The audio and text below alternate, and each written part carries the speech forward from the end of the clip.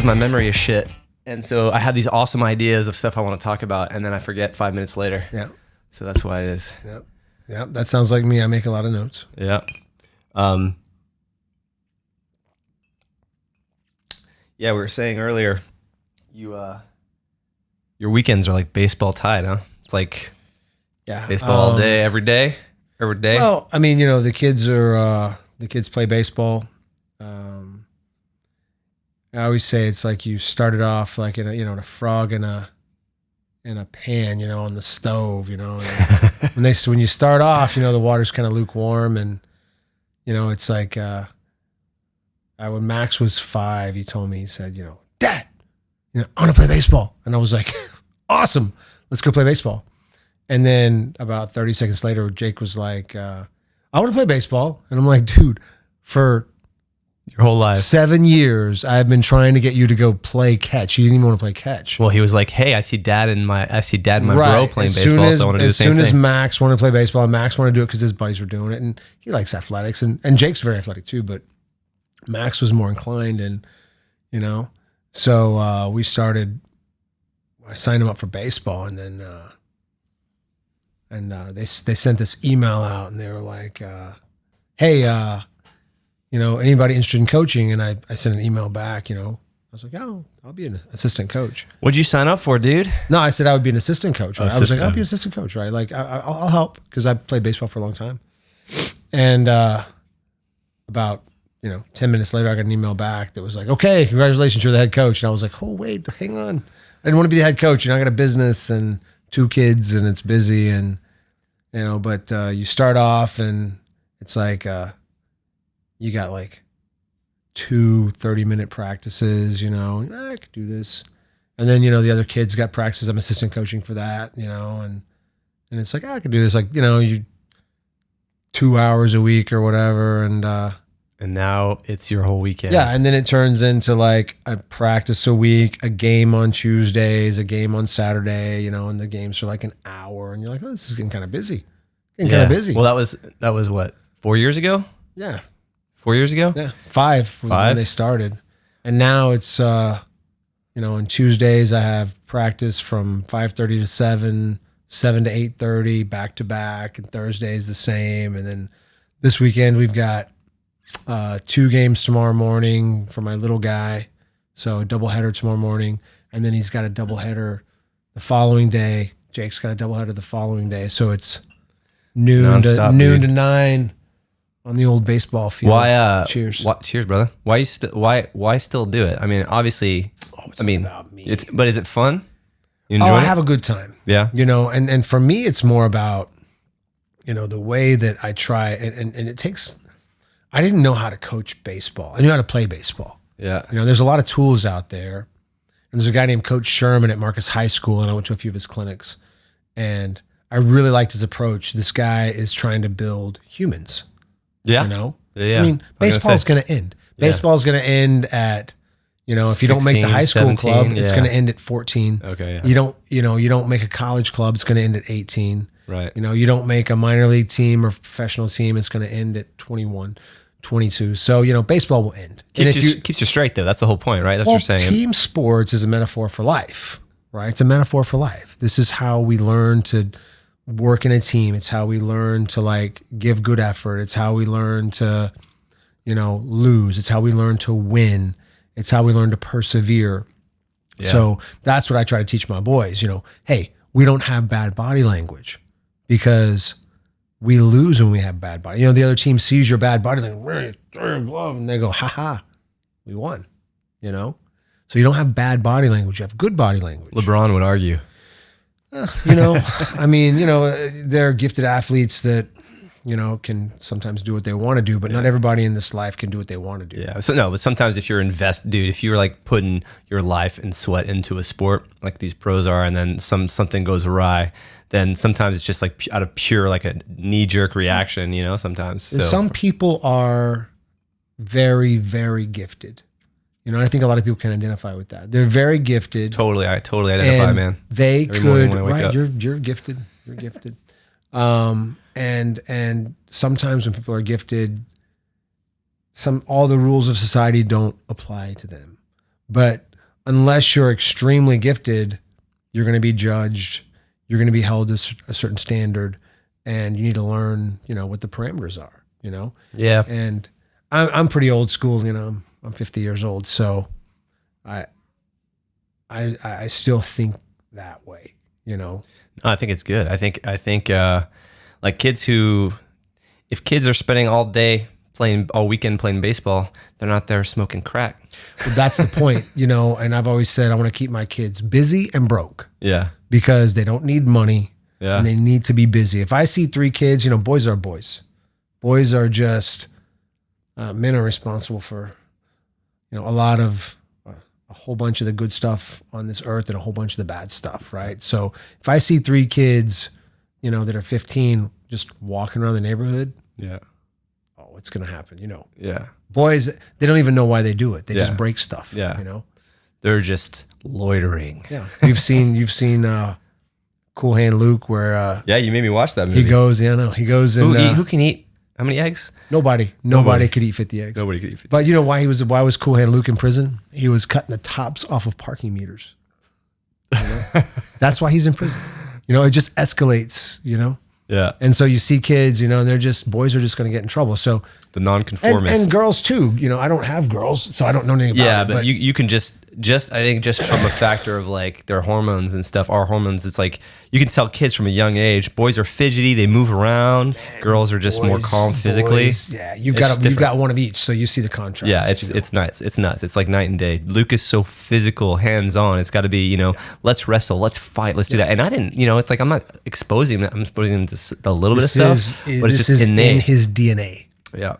And not all, but most. It's like, well, sure. Yeah. Right. I mean, if we're going to take like a majority of boys, I coach boys baseball and I coach boys jiu-jitsu for a long time. And it's like, that's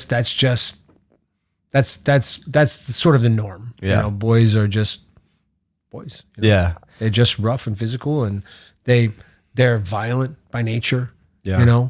And they don't have great attention spans and they're not made for a school environment. I just saw a video with Jordan Peterson talking just about just this. They're just not made for it. But he's like at that age, they're not made to excel because they're too physical, right? And that's think about all the jobs out there that are physical jobs.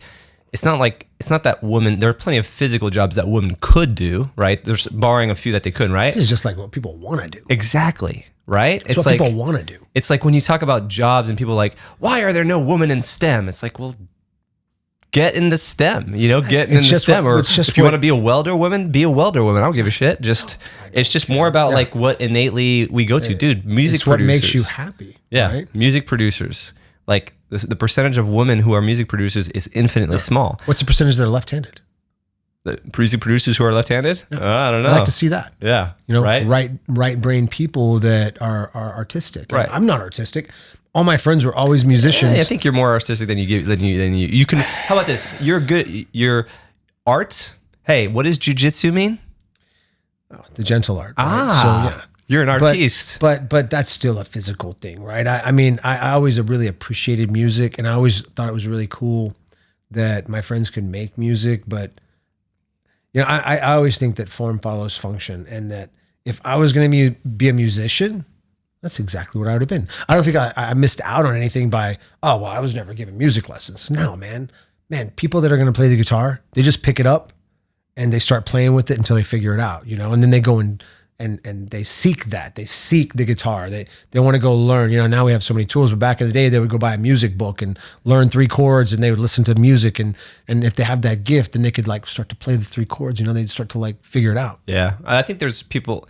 There are way more musicians that are way more inclined than I am musically. I think I have a good ear. I think I started later than I should have if I wanted to get quote really good. But I think you worked harder than a lot of people to get where you are. Yes, but yeah, especially since I started later. I think. What do you mean by late? How late did you start? 12, 13. Really? You didn't play any music before then? And like the formative years for kids, like the kids who have the gift and who don't even question, it's like me speaking French, right? So as I speak French, is like it's part of my DNA. I don't think about it when I speak it. It's because I learned it. It's a language. Music is a language too, right? Exactly. And when you learn it at such a young age, it's like you don't question about the verb conjugation, the pronunciations of why some rules break other rules. You just know. So it's the same thing with with musicians. It's like when they learn it at that very age, it might seem very natural and easy to them. They probably make those really good ones make bad teachers. I mean, one teacher who I've seen who's been like, I mean, one example, but I'm not going to name him, but he's an amazing musician, amazing pianist, but who I took classes from just a long time ago, but amazing player, just a terrible teacher. Yeah. Because they're just like, same thing happens in sports. Right? Yeah, just do it, man. How old were like the greats? You know, your Beethovens, your Mozarts. How old were they when they were writing already? You know, they were writing music. Yeah, and that's pretty young, right? Yeah, and I mean Mozart, for example, aside from the fact that he was just naturally just gifted, right? Mm-hmm. He grew up in a family of musicians. His dad was an accomplished composer, court composer, and you know when you're around, first of all, when you're gifted and you're around that. Then like you're set like up for success. These guys, there's so many professional baseball players now, especially who had dads that were professional baseball players. Yeah, or you see that on Toronto. With football too, like the football the QBs, Eli and Peyton. Manning, yeah, and then now their dad played for the Saints back in the day. Yeah, and their dad, and then what about I forget Archie Manning. More recently, these brothers who started a podcast, Jason and something else. One's a defensive line for the Eagles, and then his brother is the plays for the Chiefs. Okay, I forget their names, but anyways, yeah, they're like it's in the family, right? Yeah, for sure. But yeah, man, tying back to music, you listened to a bunch of music back in the day. You were digging into some like the Rollins band and stuff like that. Yeah, like I said, I always had buddies that were musicians, and one of my favorites. I was listening to Tool back in the day. You know, I mean, that grunge movement started around 90. You know, in 1990, I was 16 years old. So, but you were even punk before then, right? Formative? No, not really. Okay. Those were like formative years. You know, I grew up, listening to gospel music. So at the church, and you know, country music. I mean, I was raised in a small town in the middle of Texas, and so that was kind of like normal. And my dad liked a little bit of pop, but mostly it was like kind of like country music and things like that.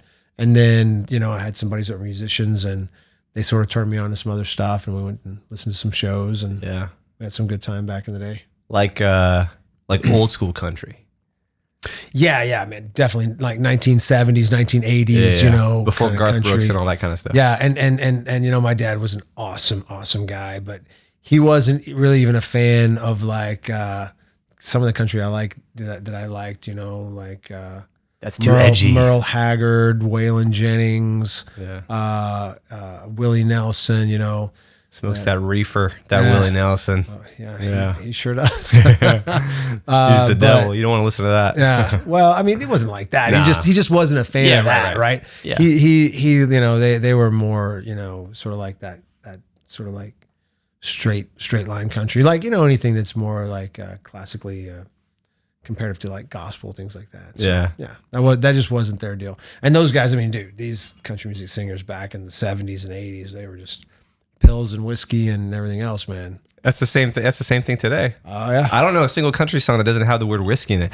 Drank fit the whiskey last night. You listen to the wrong country. That's why. Even the pop country, it's all like that. Yeah, I know. I said, you listen to the wrong country. What country doesn't have listen to a little Texas country, and then you'll find some whiskey stuff in there too. What's a good Texas country? Robert Earl Keen Jr. is a great Robert Earl Keen Jr. And you know, one of the guys just passed away. Oh, and now his name's going to escape me, and it really should not escape me. That's how it goes when you're on the spot. Why? I know. No, but I don't feel on the spot. I just feel like it'll come back to you. Yeah, my hometown. Charlie Robinson just passed away last week. Charlie Robinson, and we know that the great Margaritaville. Guy passed away last week. What's his name? Buffett. Yeah, Jimmy. Yeah, Buffett my buddy Bama is a big fan of his. But So, I didn't listen to much Jimmy Buffett. It wasn't my style. I mean, I went to a couple of his shows. He's a classic laid back dude. Yeah. It's a good vibe, right? Yeah, it's man. a good vibe. But this is the sort of like, I'm not a pop country music kind of guy, man. You can find a whole bunch. There's a guy named Zach Bryan out now. I think Rogan's a big fan, actually.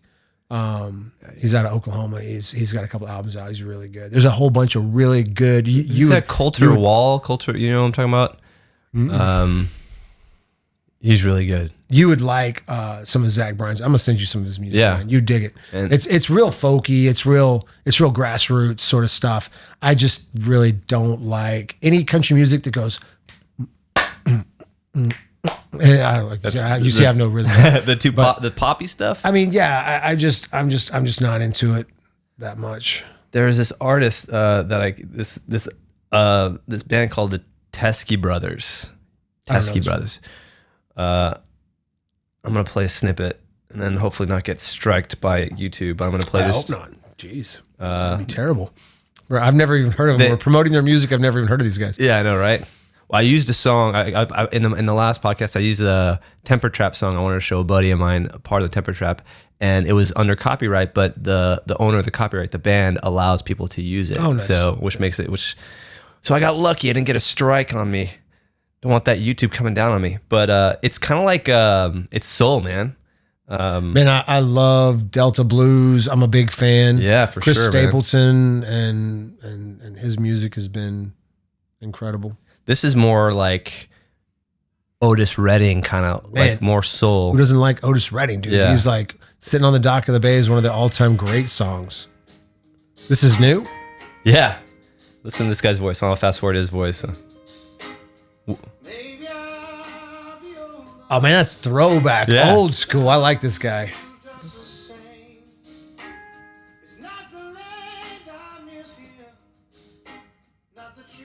Just makes you want to feel good. You just want to move your head to it. Good. Yeah. Yeah, right? I love that sort of music. I'm going to share this with you. The Teskey Brothers. That's because really I'm old, man. That's part of the problem. I like the old school stuff. No, I used to not dig this music. Uh-huh. I didn't dislike it, but I used to thought it was like, it felt dated or cheesy. And funny enough, I was the one now that I think thinking back, I was the one listening to cheesy music. You know what I think is cheesy now, right? So like a little electronic, Papa Roach, like that's pretty cheesy, man. Yeah. So dude, when I look back now and I'm like, I've always liked soulful music. Yeah, man. I like soulful music. Carla got me into it, man. We started just listening to Etta James and stuff while we were cooking and eating, and I was like, I just got into it more and more, and I got really big into soul. And then over our trip to Colorado, like we can compare it to my bachelor party.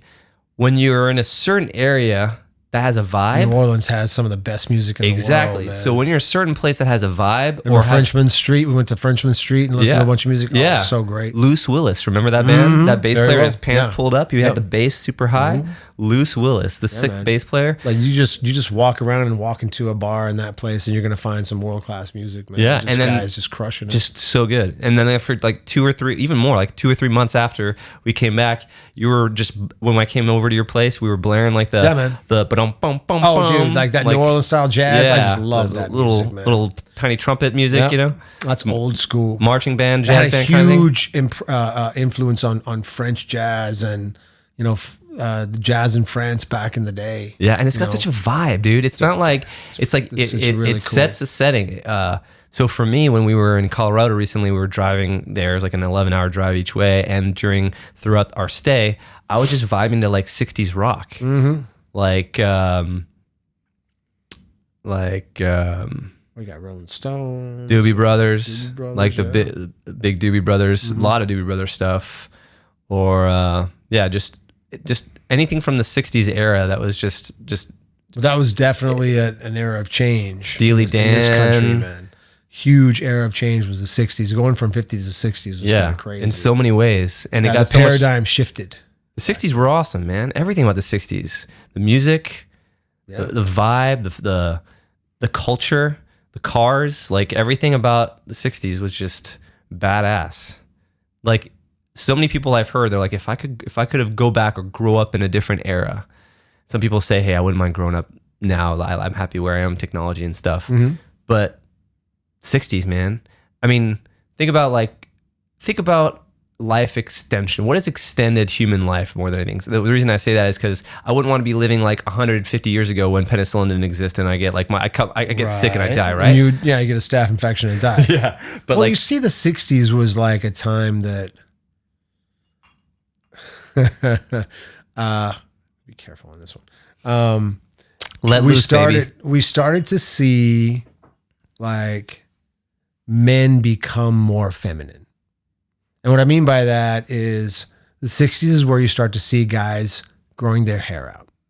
Right? That's right. Those were hippies, we didn't right? See that's where the term hippie came from, right? The 60s? Yeah, but I mean, globally in society, we saw that longer hairstyles for men became more popular. Right. You know? And then we saw that people started dressing much differently in the 60s. They started wearing, men would wear more colorful things. Women would started to be a little more austere. So we're seeing like a role. Well, I should know what that means. What is austere mean? Well, like they're instead of being flamboyant, they were like more conservative. And they had like, and so we see like a little bit of a gender switch in the 60s. There were some hippie 60s chicks, like, the bell bottoms, that kind of stuff. But you also see women not shaving their legs, burning their bras.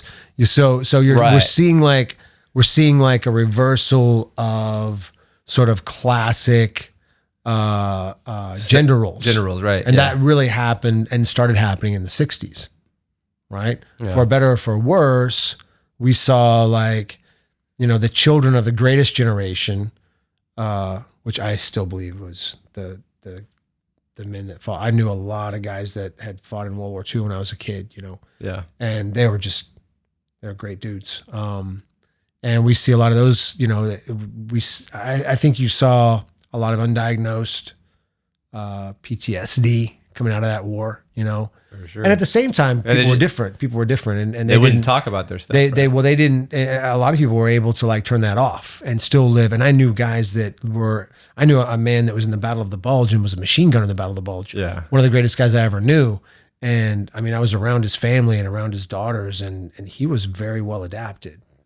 Some guys could turn it off and turn it on, but I think so. You think so? Yeah, no, they could. No. Do you think you ever watched Apocalypse Now? You're like the fourth person that's asked me that question and put me on the spot, and then my answer is no. And then they say, "What the fuck? Why haven't you seen that movie?" I want to see it, dude. So it's about where you are in society. We're pretty soft these days, and I don't want to be like that same guy. Oh, we're so soft these days, but we really are. But there's a monologue with Colonel Kurtz, right? And this is going to get graphic. And, he's living with Vietnamese guys in the jungle. I think he's in Cambodia, actually. He's with the Cambodians. And he's living out there, and he's just the dude, right? I mean, they're going there to go kill him because he's gone rogue, right? He's an SF guy, and he's in the middle of Cambodia just Special forces? Yeah, just waging his own war. And like going Rambo style? He's just waging his own war. Like, this is what we train special forces for. It's during Vietnam. During Vietnam, he's just like guerrilla warring by himself. But he went off the reservation, man. He just went off and started waging his own war. And so he's in a village, right? And he's the man. Like, he's set everything up. There's security everywhere. And he said, But he has soldiers. He has this group of soldiers. Of course he does. Okay. But they're just people, right? Yeah. And he says, and I'm going to paraphrase this because I'll get it all wrong. But the point is, he says, these people, they'll go and kill an entire village, and they'll come back home and have dinner with their families and kiss their kids. This is just where they are. You think this is a very, but no. This like, we're so far removed from that way of life. Yeah. When's the last time you butchered your own animal and ate it for dinner? Right. Right. This is what they live with every day. But they live with life and death all the time. But taking another human, they don't see it like you see it. Yeah, I guess not. They don't at all. probably a good thing. I mean, there's a balance, right? Well, yeah. I mean, not really having a conscience or a give two fucks about killing someone. But I mean, it's a paradigm, right? Yeah. I mean, it's that was that product, guy. That wasn't my tribe. That was that guy. That guy was a bad guy. So what you think as people became more ingrained and involved in societies where murder wasn't the norm, they would be trauma. Like, so dudes who went off to like go fight in World War II, you know, came back with. I think there has been a definite gradient from World War II. You know, farm boys that are killing hogs and, you know, living on a farm, and you see, like, you know, that if you look at that death rates and life expectancy from then to now, it's really changed. Yeah.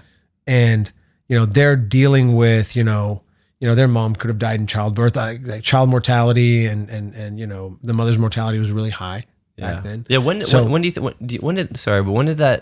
did this start to go down? The development of the C-section and drugs. When was this? And drugs, like, you know, antibiotics to fight infection. Yeah, when was do you know when the C-section was? When that was? I have no idea. I'm not an OBGYN. I'm just trying to think of the era. Just a chiropractor. Dr. Brown. Yeah, just a chiropractor. The time where, like, you'd be least likely to die young. So, like, the C-section. Well, it matters where you live too. True. Because my family lived and still lives 45 minutes from a hospital. Yeah. You get bit by a snake out there, man. You better hurry. Yeah. Tick-tock. Dude, you break your leg, you're crawling your ass to the hospital. No lie. When I take the boys out to where my great-grandmother, God bless her, you know, bought 100 acres in the 1920s before she could vote. And I'd take my boys out there and we go camping and we go shoot hogs and stuff like that. You get hurt out there, it's 15 minutes to like a highway and then 45 minutes to a hospital. So I think proximity to healthcare is a big deal. For sure. You know? And money is a big deal, because if you're working in Oklahoma in the Dust Bowl in the 1930s, you don't have healthcare, man. Death in childbirth was really high. Yeah. So people back that are feeding this army that lost massive amounts of people compared to, you know, Korea, even compared to Vietnam, and then compared to the first Iraqi war, the second Iraqi war. I mean, we lost a lot of dudes back then, right? But people were just different. You know, they just had a different paradigm. Yeah. You know, and you can see it. And I'll say this: I think that people in Europe were more civilized than Americans because they'd been there longer.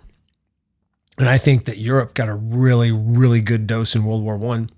Yeah. And France got a really good dose in World War I about what it was. And but no, not really too, right? Well, not I really guess they caved in pretty quickly. No, they were just like, yeah, we're done. Take it. It was take my land. 24 hours, right? But keep my cigarettes. No, but France was the premier army in the world. And I'm no historian, right? But I mean, that was they were premier army in the world. Almost 100 or 50 years earlier. Going into World War I.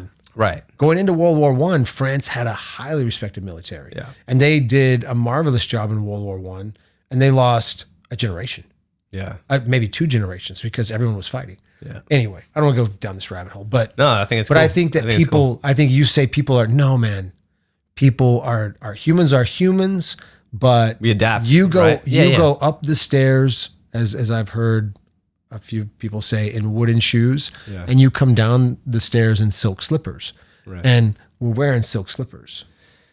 Yeah, compared to like our ancestors. We're products of our environment. We're right? rich. If we were, we're just rich. Yeah, we're just really. We don't know rich. We don't know hardship. No. And the thing about listen, I wouldn't.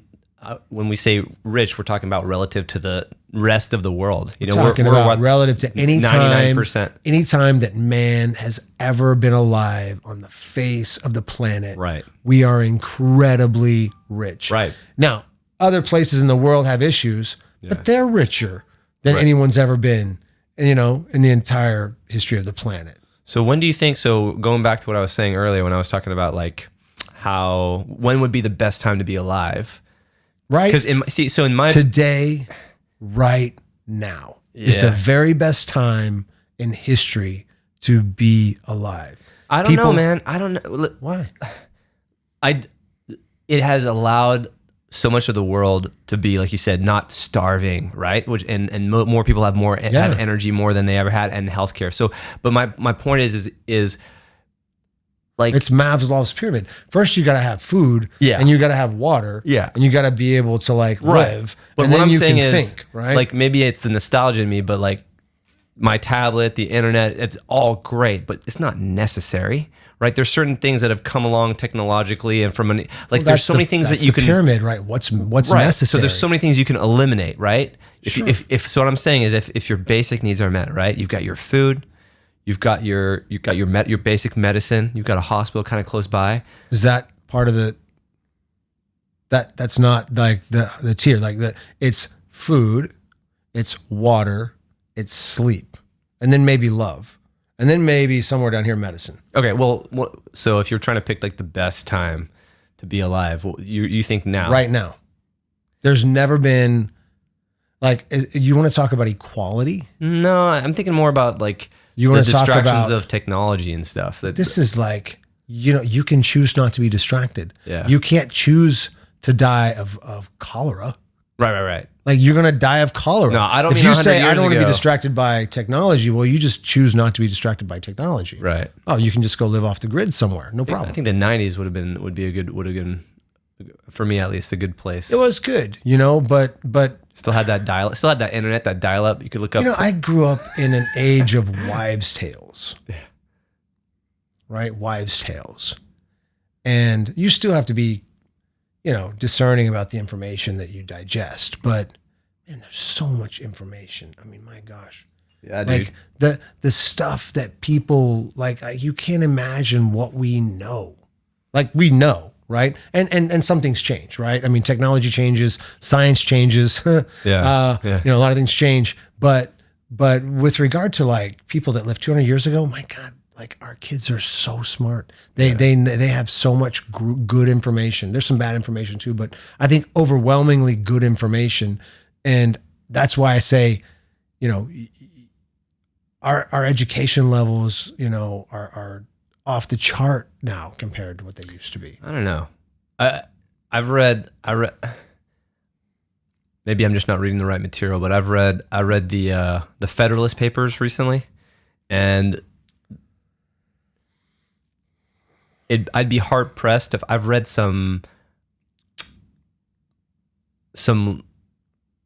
of the indictments. For example, I read a couple of the indictments that Trump was alleged, guilty of or whatever he was charged for. But this is all like political posturing. No, but the writing, like the writing of Federalist Papers, like if you read that, it's like art. The wording, it's like Shakespeare almost. Yes. The way it was written. Yes. People don't like, writing is changed. Now, I'm not people saying don't read books as much, but the information. But information, right? I can just pull up on this, right? That's technology. Who else had access to the Federalist Papers?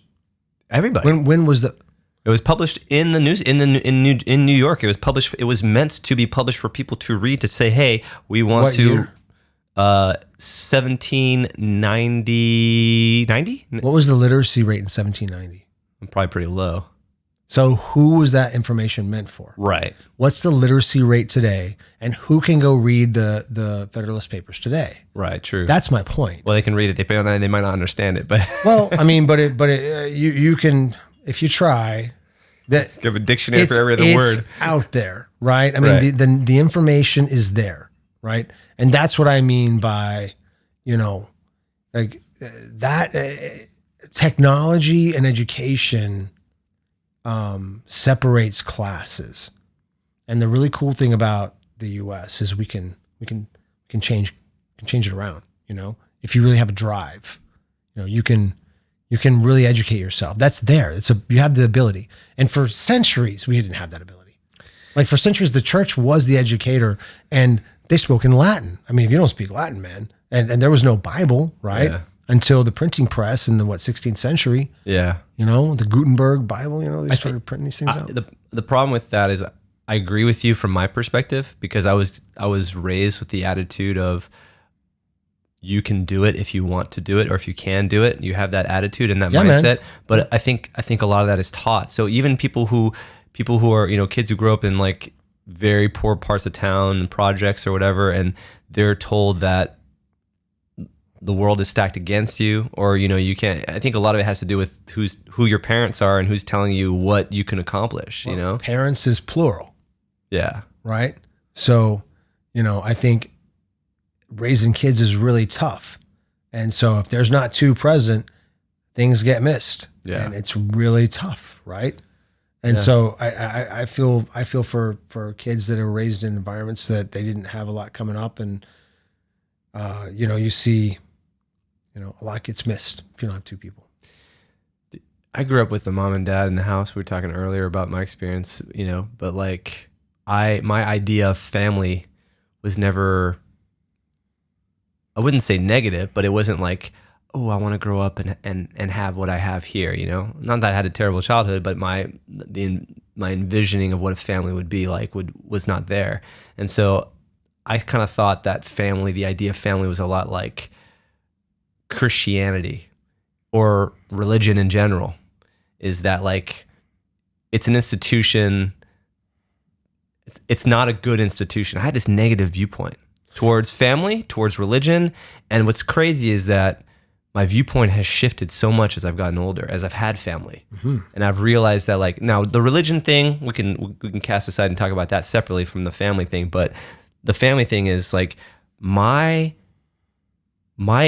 actions with my children will dictate who they are. Mm-hmm. I'm freaking molding them like clay. Well, you're doing your best. Well, yeah, I'm not intentionally doing it, but I'm saying my actions, the things that I do, regardless of whether they're good intentions and they come out bad. We have a DNA and we have a nurture and a nature, right? Yeah. So there's a nurturing aspect and there's a nature aspect. I think there is definitely some nature there, but I think the nurturing aspect is stronger than the nature aspect. I would disagree. Really? Yeah. Dude, if you are a shit dad and you beat your kids and like that's you traumatize them, no amount of like nature is going to make that kid right in the head. You know what I'm saying? I don't know, I had a really good dad who didn't always have a great dad. What's that? I said I had a dad that like had to deal with some of that. Yeah. And he was never abusive and he was a really good dad. I think it's at least 50-50. That's right. I think it's at least 50-50. And I've always said that I would edge toward the nature over the nurture.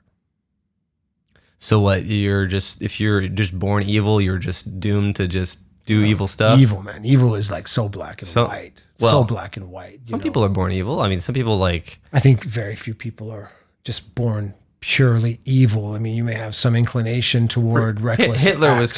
was probably born evil. I mean, to get that fucked up. Throw Stalin in there. I mean, those are the worst guys in history, right? I mean, there may be an exception there. Yeah, true. But yeah, I mean... No, but you did say, okay, so regardless of whether one's more important than the other, you said... I would say it's at least equally important. Equally important. So... Like, we could agree... Yeah. That both are very important. Yeah, I guess it'd be very hard to quantify anyway. It's impossible to quantify. But like, my viewpoints changed completely since I've had kids. And so like my idea of like, like what I do is going to affect their perspective, like give them a viewpoint of to whether or not they can succeed or they can fail, or if they work hard, if they don't, putting your kids in baseball and giving them that drive and that ethic and that desire to not quit, it's like gonna set them up for the rest of their lives. We'll see. I have that with a lot of my... It's a great experiment. Yeah. I would say, if I might, that you have the time, you had the time and the energy to think about what you would like in a family, because you were well fed, well educated, right, well clothed, right. Yeah. Now it might have not have been your ideal, and people could have made mistakes. Yeah. But you grew up in a very privileged environment. Totally. And privileged environments produce that. Yeah. People start to think what's best. You're not thinking about it's not hand to mouth. Well, right. How am I going to eat tomorrow? Right. How am I going to make my rent? Yeah. How are we going to get this done? Right. It's like you have the time to think about people that are less fortunate than you. Right. You have time to feel sorry for yourself sometimes. Yeah. You have this time, you know? When you think about like... so in that aspect, I would say your parents did a pretty good job. Because you had time to think about it. You're right. You're absolutely right. It gave me that mindset of that I could achieve something if I wanted to work for it too. Yeah. But so going back to what you were saying earlier, if like, you know, if there's, you know, a single parent household, you know, mom's taking care of kids, because it's usually mostly the case, you know, no fathers in the house. Take care of kids because they're wonderful. Yeah. Yep. So mom's in the house taking care of kids, but she's trying to juggle everything, right? I had no idea this is where this conversation was going to go. We're just flowing, baby. Yeah, we're just flowing. All right. So like, she's like working her ass off. She's stressed out. And incredibly, I'll tell you, I have 2 boys, right? You've got a boy, so you understand. But I have 2 boys. Man, like it is so difficult for a woman to control a boy. Number one, they love them too much. It is what it is. Mothers and sons, fathers and daughters, it is what it is. Mothers love them too much. And their boys can do no wrong. When in reality, all boys can do wrong. It is what it is. We're just evil boogers is what we are. Yeah, but so going back to the point you were making earlier is like if a mom is doing she's working her ass off and like she's overwhelmed, she's like, you know, it's easy to like tell your kid, shut the fuck up, or like not be the best parent that you can be also because you are just worried about, like you said, like food. Women are emotional anyway. So yeah, they're going to be yelling at kids, right? I mean, geez, like, you know, my boys drive my wife but you know what I'm saying? insane. Like it's hard to really focus on like what kind of world you want to bring your kid in when you have all these stressors because you can't even put food on the table. You know what I'm saying? Right. So I think like that plays into also what kind of kids it brings up. The problem is, if you want to go down that road, and the real problem is not our mothers, it's fathers, and we know this. Yeah, there's no dads, right? Right. I mean, and that's a real problem across the board. Like, if dads aren't out there wrangling these boys, it's really hard for mothers to do it. Yeah. And, you know, they might talk a big talk, but at the end of the day, the proof is in the pudding. Yeah. And the family I'm no statistician. I don't have the statistics, but I would bet a lot of money that most of the kids that end up in trouble don't have dads looking out for them. Yeah. And that is a major problem. That's a fact. And that's dads not taking responsibility for their children. Yeah. And that's dads not taking responsibility for the little girls and for the little boys. Yeah. And making sure that they don't end up in trouble. Well, that's why, again, since I've had kids, it's like why personal accountability has felt so important, because it's like, you know, I see all these news articles or these debates about what are we to do about the sufferings of people in poor regions and poor areas, developing countries, or in the US? Just in the States, States. Yeah. Like, what are we to do about this? What can we do? And the answer is we can't do anything. We can't. Throwing money at it doesn't work. It literally there has to be some sort of cultural mental shift. Like you just said. I don't even want to talk about this because there is a lot of fault from past cultures, a lot of fault, right? A lot of fault. And yes, there are a lot of things that go into that problem.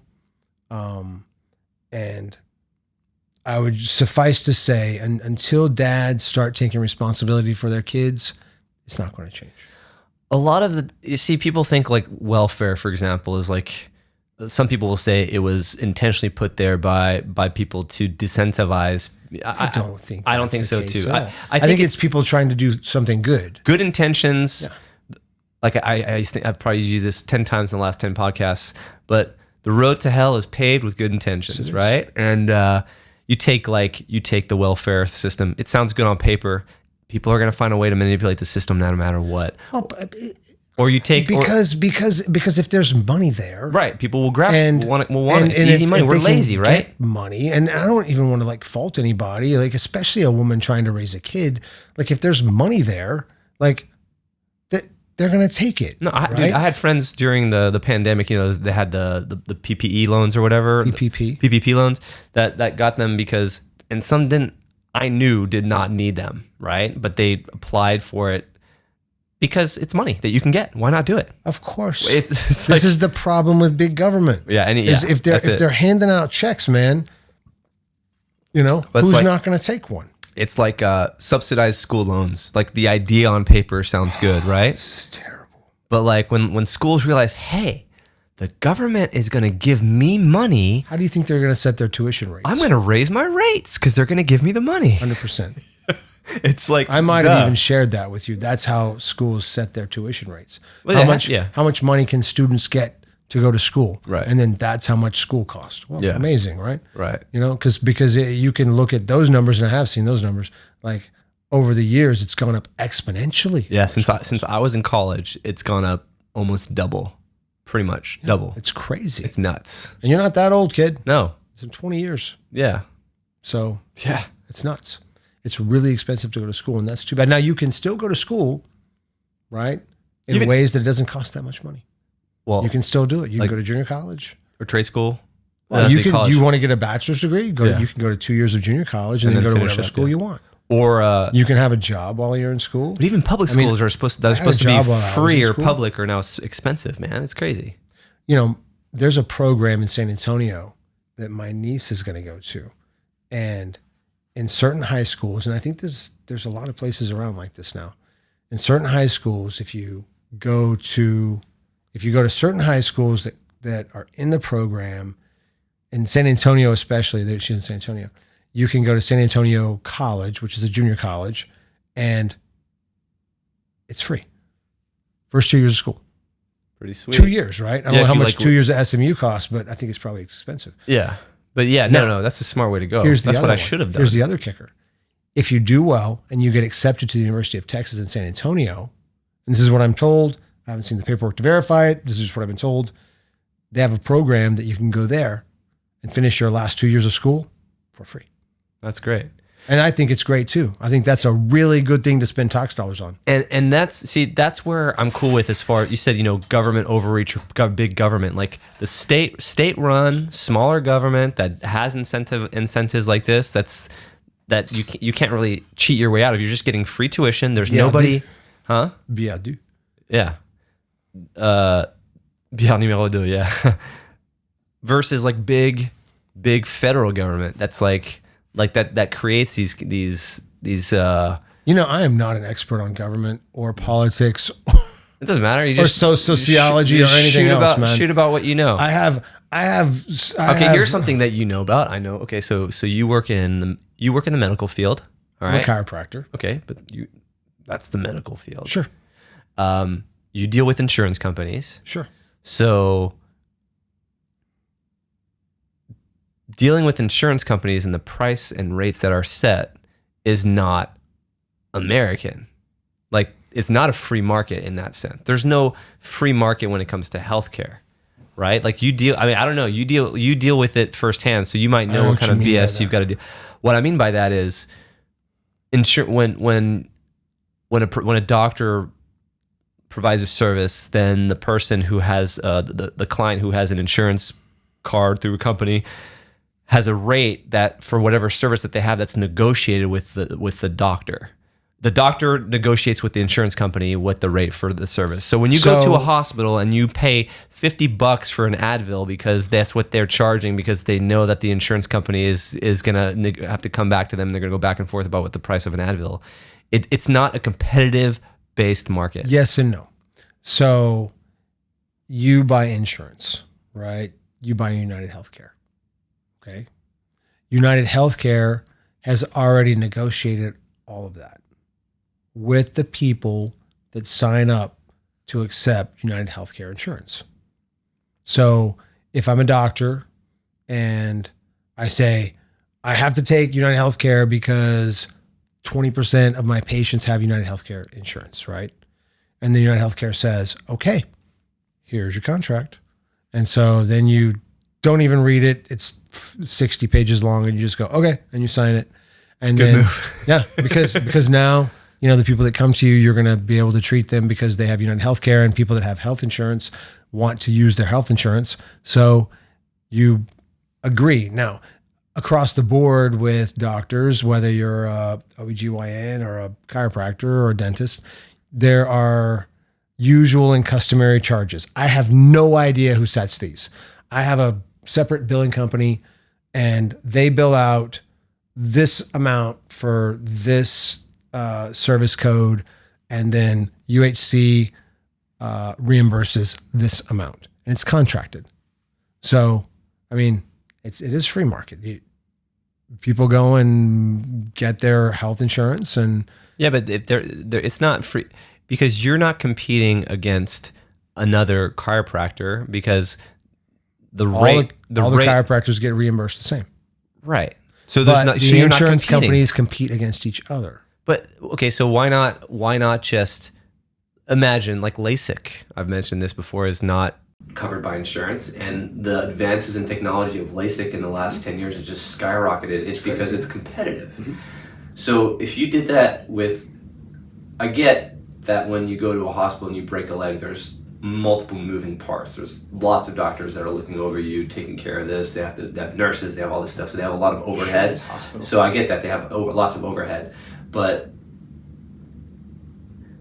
it's still not based in a competitive market because it's having to go funneled through an insurance. It's not competitive. It's not like imagine you take away insurance, it's gone, and now you have to compete to the chiropractor. That's two different things, right?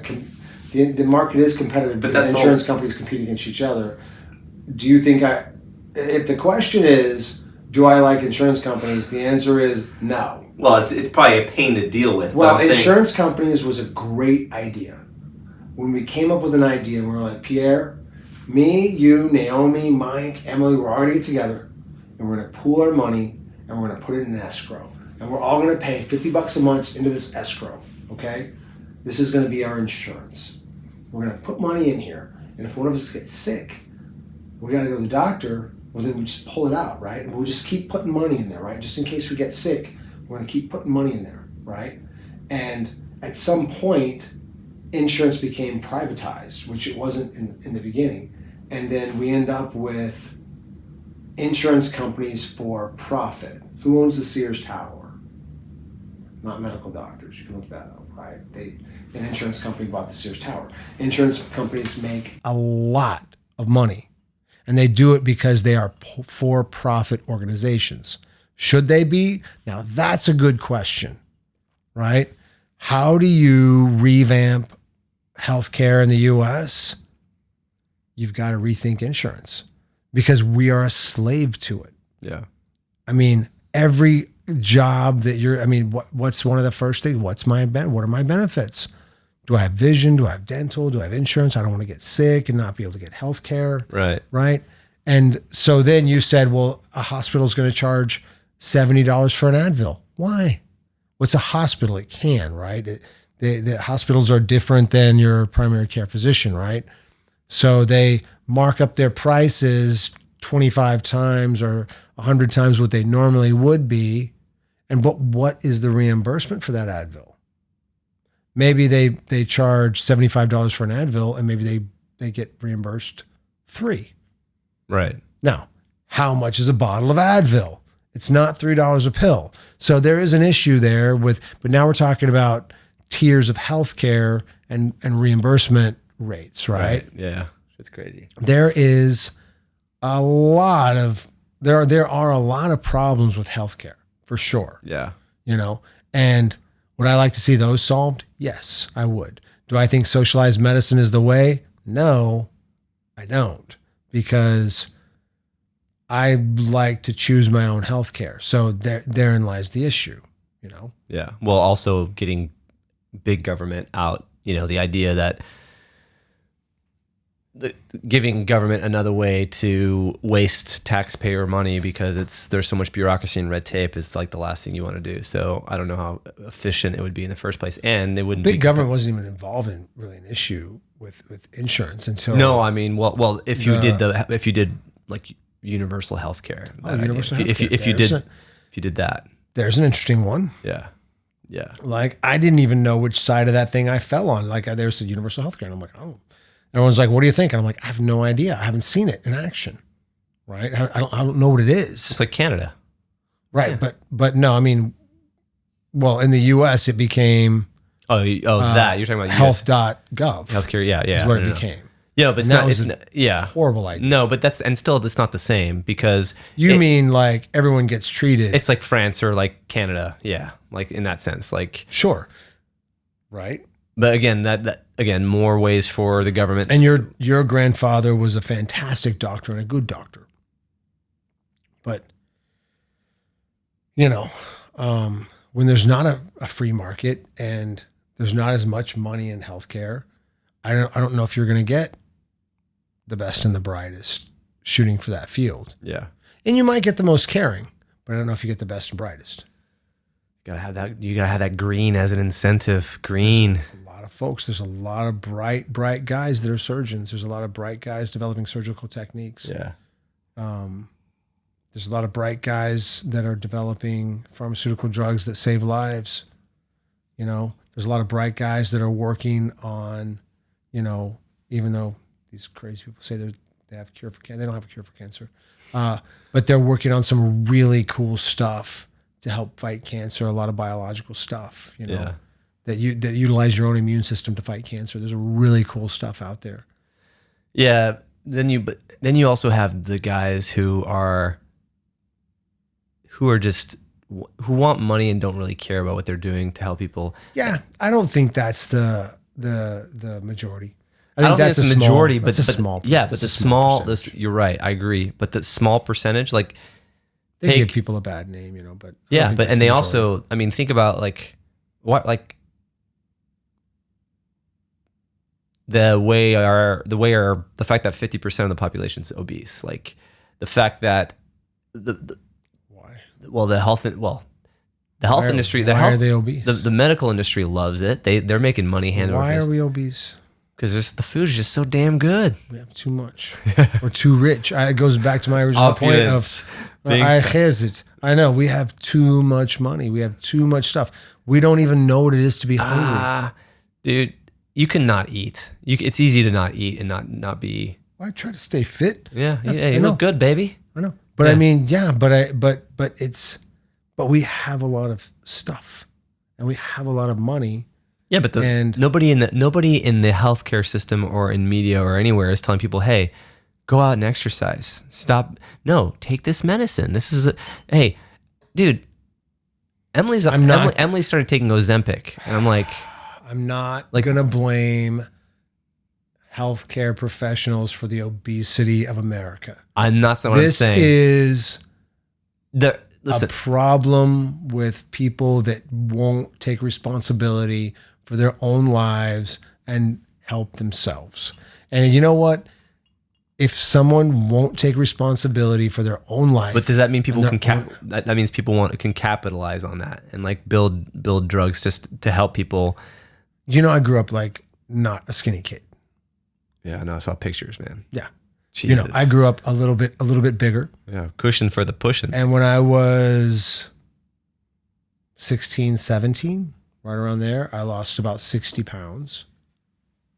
And no one had to, I just didn't want to be obese anymore. Was this before the Marines or like right before you went? Oh, way before. This was in high school. Oh, high school. Yeah. Okay. I was just tired of being overweight. And I said, you know what? I'm just not going to eat anymore. You know what works? Not eating. Not eating anymore. Works pretty good. Yeah, it works pretty good. You just like lose a lot of fat. And so, I mean, it especially helps if you're young, right? Yeah. It works at any age, but it takes a little longer when you get older.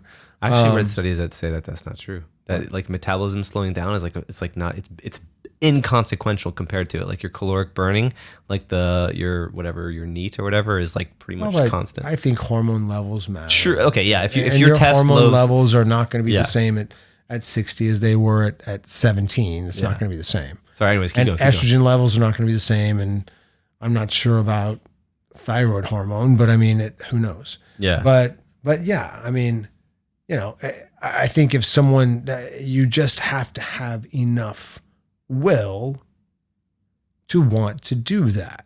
Right. You know, and here we are in a time where being obese is a problem. And it's the first time in history. It's being glorified, man. You got a body positivity. You got to love yourself. I'm not going to touch that, but JB, but it's the first time in history. You need to eat more and love your body. Just be you, baby. I'm happy with where I'm at. I'm always working on it, but it's the first time in history where obesity is a problem, where we have too much food, and this is laughable. To 300 to 19, 20s Oklahoma in the Dust Bowl. Right. This is maybe it was 30s because one was Grapes of Wrath was probably in the 30s. 30s. So during the Depression. Yeah, that was the Depression. Yeah, after Prohibition. Yeah. Like this is laughable. People dying of starvation. Yeah. And that same region now probably has a pretty high obesity level. Yeah. And it's laughable. It's like, really? Now, who's to blame? Professionals? The government? No, it's the person, right? It's You're right. You're right. We have I just much. talked 10 minutes ago about personal responsibility. Right. So And I want to on reflect back on the amount of educational tools that we have, the amount of information that's out there. Dude, YouTube's awesome. And let's go, hey, YouTube's crazy, right? And Wikipedia is crazy. And let's talk about, I know people say our education system is not good, but I really love these teachers that go out there and they're doing their best to teach these knuckleheads how to read and write. And at some point, no matter where you come from, whether it's a good house or a crappy house or a single dad mom house you have to take responsibility for yourself, right? Right. I know that might be easy for me to say. I had wonderful parents. I didn't grow up a rich kid, but we didn't have a ton when I was a kid, but I had really good parents, really, really invested parents, and I really appreciate But I think that. if the country's psyche, the mental mentality of social of like social media out there, if that was the message, take responsibility for yourself, and people understood that message, then regardless of whether or not they had shitty parents, they could like say, okay, society is telling me that I can go out there, but now it's different, right? Society is telling people that you're a victim, regardless. And I'm not saying in certain respects, people are victims, right? But I don't know. You don't know? I don't know. I don't know what it's telling people. I don't know. Well, there's a problem. There's a problem going on right now with what's going on in America as far as kids killing themselves. I mean, the suicide rate, anxiety rates. Dude, okay. People want to. I'll just take mass shootings as an example. But like, you grew up around guns. You were around it since you were a little kid. Like, how many mass shootings were there in the 70s that we know of? Like, there were. I grew up in a town. I didn't know anybody that didn't have a gun. I was in a small town. You had a truck on the back of your pickup truck. You had a rack on the truck. Yeah, you had a gun in the back, and it was a small town, middle of nowhere, Texas, and we didn't have mass shootings. We didn't have murders. Like, it would be highly. I mean, everyone in that town had a gun, and at least one. You weren't affluent or rich or wealthy, it wasn't. So it's not an issue of wealth per se. Like, it's not. No, it's a cultural issue. It's when you're told that either you have, or it's a family issue. You have shitty parents, or you have parents that aren't there. I mean, I'm sure there are plenty of bad parents in that town. I don't know. It's there were not enough to necessitate mass shootings all across the country like there are now. Like, why do you think it's happening right now? Like, I think there are a lot of factors. What do you think they are?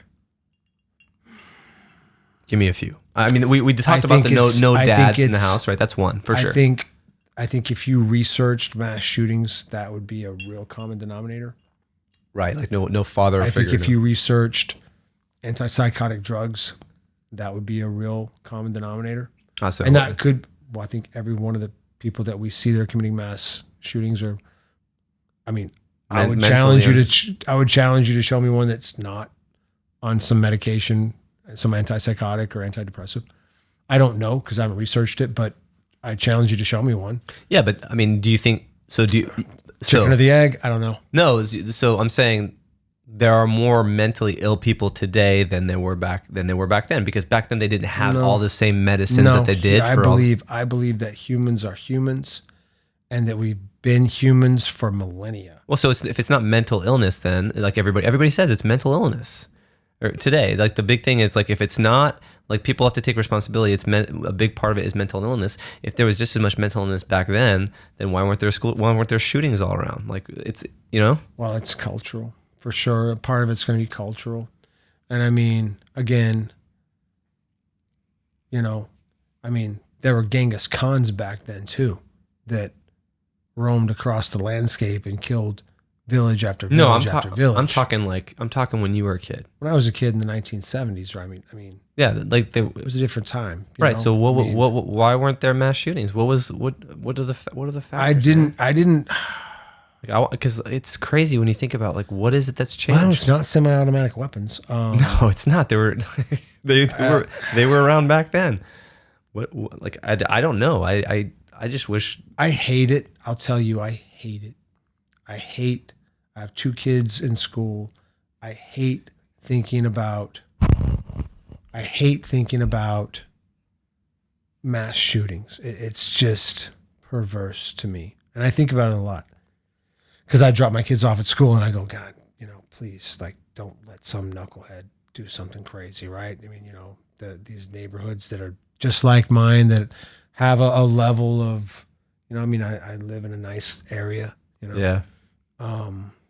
You know, I don't know. I would say that fathers are a common denominator, and I would challenge you to show me different. That's the only thing that I can think of. And sometimes I question the amount of antipsychotics and antidepressants that the kids are on. What about social media, which comes back to parenting? I think is what you know if you. My kids don't have social media. They're 13 and 10. Right. Again, dads are right there. You know, I mean, sometimes moms can be permissive. I came home and my kid had a Instagram account, and I was like, dude, delete that off your phone. He's like, but mom, I'm like, dude, delete it off your phone. A 7th grader doesn't need one. I firmly believe that. I challenge you to change my mind. Where do you tiptoe the line between like them, like, you know, okay, and then they go behind your back and they do that shit, and then, they can't, because I pay for the phone. The phone is in my name. My child has no money, and I have an app on his phone that monitors his applications. Right. He's not allowed to have it. Or I'm saying generally, like, you know, where like lenience with your kids, like where do you? Because you also want to be like. You know, you want to be the cool dad or the cool parent. I don't want to be the cool dad. No, yeah, because then there's no. I don't. Yeah. My kids, I'm probably, I don't know. My dad was pretty cool, man. I mean, yeah, did I get a whooping every now and then? I did. Do I get my kids whoopings? No. But my dad was pretty cool. I think my mom was rougher than my dad. She's awesome, by the way. I love my mom. Okay. But I don't want to be the cool dad. My kids, you know what? We're going to stay busy. We're going to stay broke, right?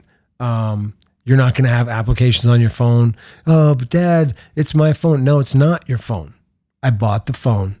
It's my phone. You have the privilege to use that phone. This is a privilege.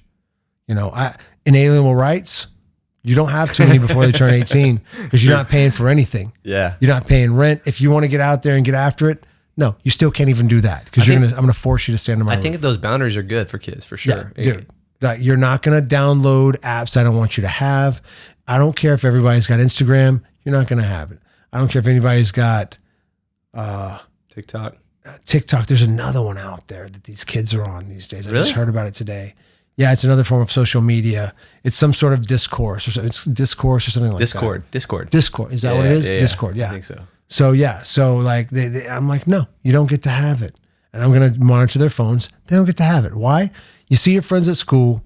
You come home. You do your homework. We're going to go play ball. You see your friends there. You don't need to have time to be on social media. After you're, you know, whatever. If you're paying for your own phone, knock yourself out. And I guess when they turn 18 and the knuckleheads are in college and I'll still probably be paying for the daggone phone, I'll care less, right?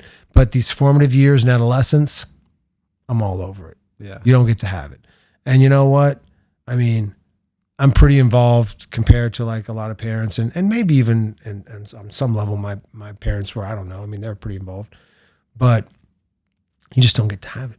Yeah. Right. I mean, they get a lot of freedom. They get to ride around their little, $300 scooters and their $1,800 bikes, and they with their $300 fishing poles and go from pond to pond at the golf course community that we live in and go catch bass out of the ponds while the guys are playing golf out there, and they get kicked off of pond to pond. And I don't care. If that's the worst, if that's the worst, kick them off, right? Yeah. And then they're like, Dad, I got kicked off. I go back to the next day. What's the guy going to do? You're 10, right? I mean, come on. You're 12, you're 13, whatever. What's the worst thing you're doing? Fishing? Is that the worst thing you're doing? Please go back and fish tomorrow. Are they going to bring you back to the house in cuffs? No, they're not. No one's going to arrest you for going fishing at the pond at the golf course. So, this is the stuff that my boys are doing. And I mean, I'm not that restrictive. I'm really not.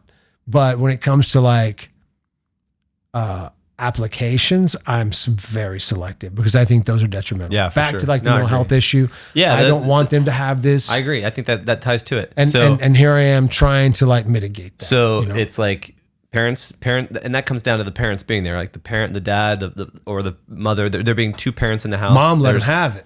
Right. They're like, oh, well, what could be? Oh, what's the harm? No, he's not having it. Yeah, well, it's good to have that struggle between the parents, because one might be more lenient in some facets and one might not be. So it's good. It could be the mom and not the dad. Exactly. I'm not even saying it's just always the dad, but two people raising children is better than one. Takes a village, right? Because brother, like when you're trying to raise kids, it is insane, as you well know. Yeah. So two people raising a child is better than one. You need that. Right. You need two perspectives. You need that. The narrative of like of the guns being the problem when we know it's not the problem. Like, why is that never like go? Why can't people just look back and do exactly what I just said? It's like look back to the 70s, look back to the 80s when this didn't happen, and people it's not like there were more guns. Like maybe there were a little bit more guns, but like everybody are not very introspective. So like they don't want to look at themselves. Right. They don't want to look at themselves and say, could I possibly be the problem here? Right. People are not introspective, and if people were more introspective, and look. You could never have control of your life or perceive control of your life if you don't own your life. Yeah. If I don't say, my marriage is falling apart. Because why? Well, my wife is a terrible person. Right? She's a terrible person. But I cheated on her. Right? And so I cheated on her. Or my wife is a terrible person. She cheated on me. Yeah. Right? Well, why'd that happen? Yeah. Like if you don't take some ownership. Well, that's the victim mentality, right? Yeah. Right. If you don't take some ownership of what's happening in your life and say, all right, this happened, right? Now, some of that could have been her fault, but I think some of that could have been my fault. So how am I going to own this? If you don't take some ownership of what's happening in your life and you don't like take some of that internally, you can't change it. You can't affect it. If it's always somebody else's fault, then you have no say or influence in your own life. Right. Yeah. So if it's always somebody else's fault, how can you take control of your own life? You have to say, okay, I have a party in this, whatever the situation is. I have a party in this. Some of this is my fault. And for me to affect my own life, I have to own that. Right. And then that's so positive and it's so empowering because you can change that. Right. But if it's always somebody else's fault, right, well, you never have to do anything. Right. Exactly. And then once you get to the point to where you're like, okay, now all I have to do is do the things that I have to do, or the things that I need to do to control whatever situation or whatever outcome. And once you give it your best, but assume responsibility and give it all, that's it. Then you can say you did all you could do, you man. tried, and then you can wash your hands clean. This is one of the lessons I tell my baseball players. I say, look, coach is never going to get mad at you for missing a ground ball. Coach is never going to get mad at you for striking out. Coach is never going to get mad at you for making a bad throw. But if you're not paying attention, I'm going to get after you. If you're goofing off, I'm going to get after you. If you don't know what the situation is, you don't know how many runners are on base and you don't know how many outs there are, and you make an error throwing to the wrong base because you didn't know how many outs there were, I'm going to get after you. I'm going to be like, hey, man, there were 2 outs. There was a runner on first. You were a foot from the bag from second. You could have stepped on second and gotten an out. What happened there? Right? That's your fault. Like, you could have owned that. Yeah. And it's not bad to tell kids that because it teaches that's what they can control. Right. Right. So I tell that's our mantra. Our mantra. We do this thing, right? We call it out. We go maximum effort. I say maximum effort. That's from Deadpool. And I say winning attitude. And they say attitude, right? I say winning, they say attitude. And then, we count it out. But it's like, and then I always say, control what you can. And they all say control. And I go, right.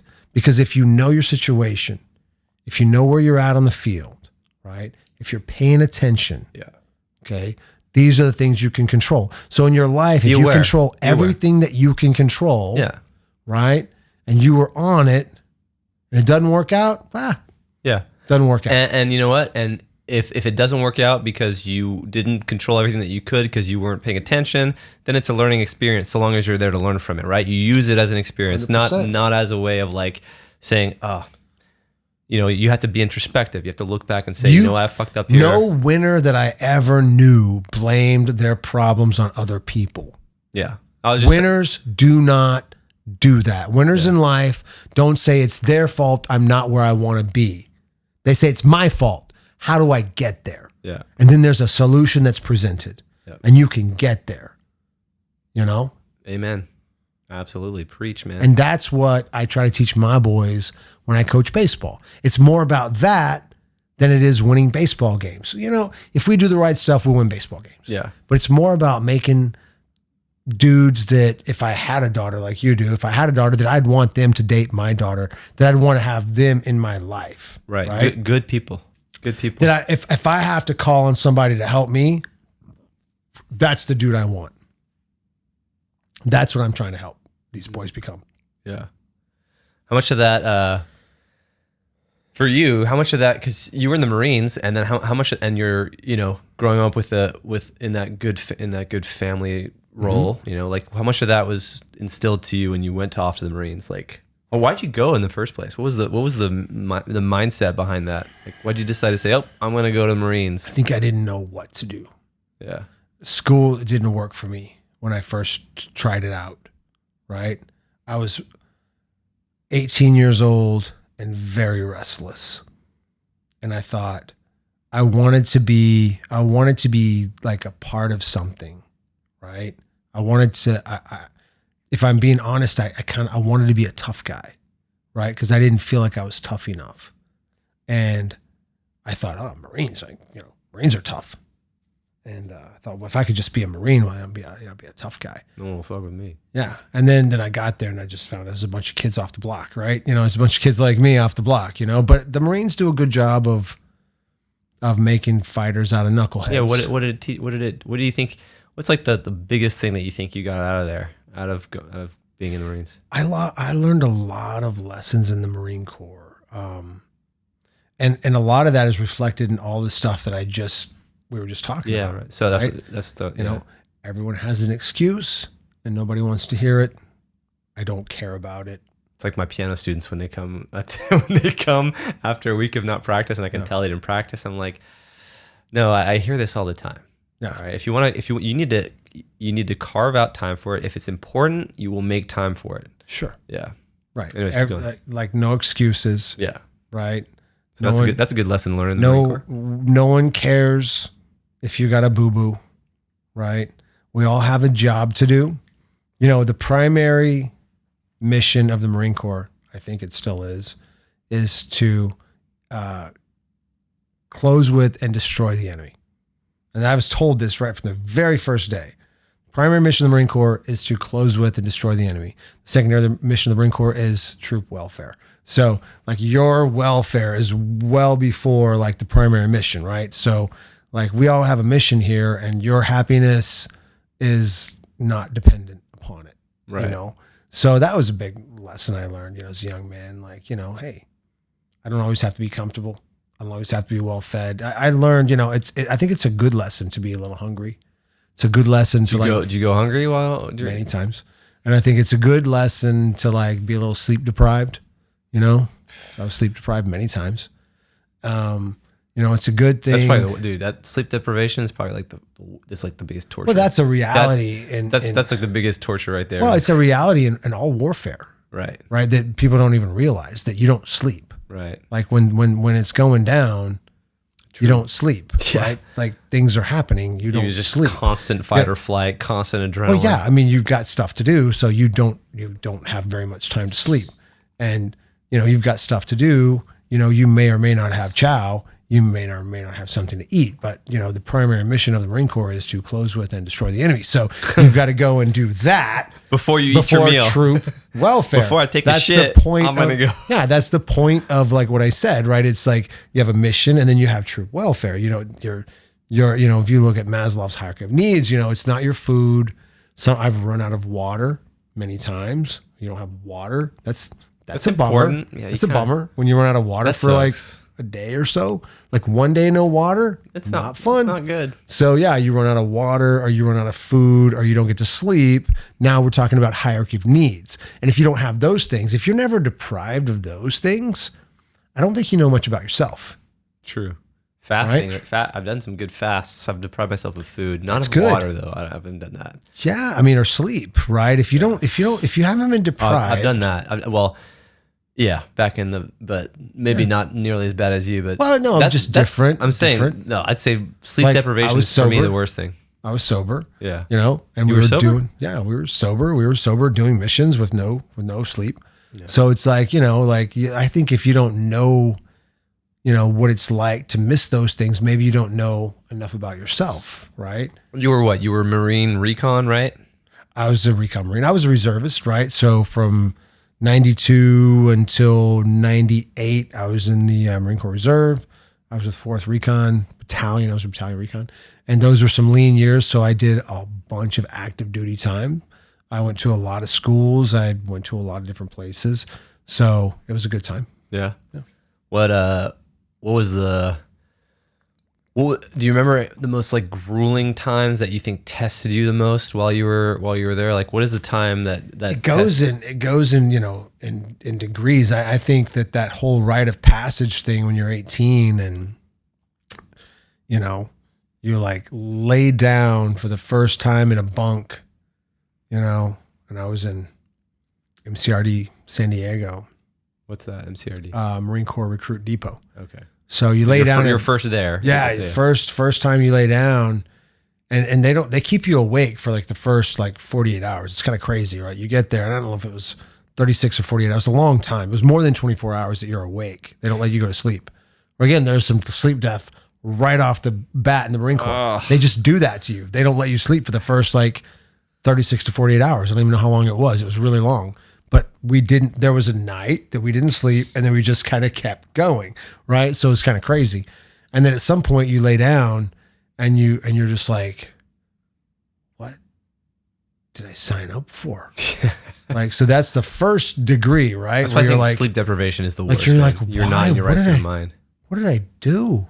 I could be back on the block, man. What am I doing? Like, I signed up for this. Why did I do this? Why would you do that to yourself? It's a very sterile environment, right? It's a really sterile environment. It's a very simple environment. Yeah. Right. Everyone's wearing the same clothes. Everything's very clean. Yeah.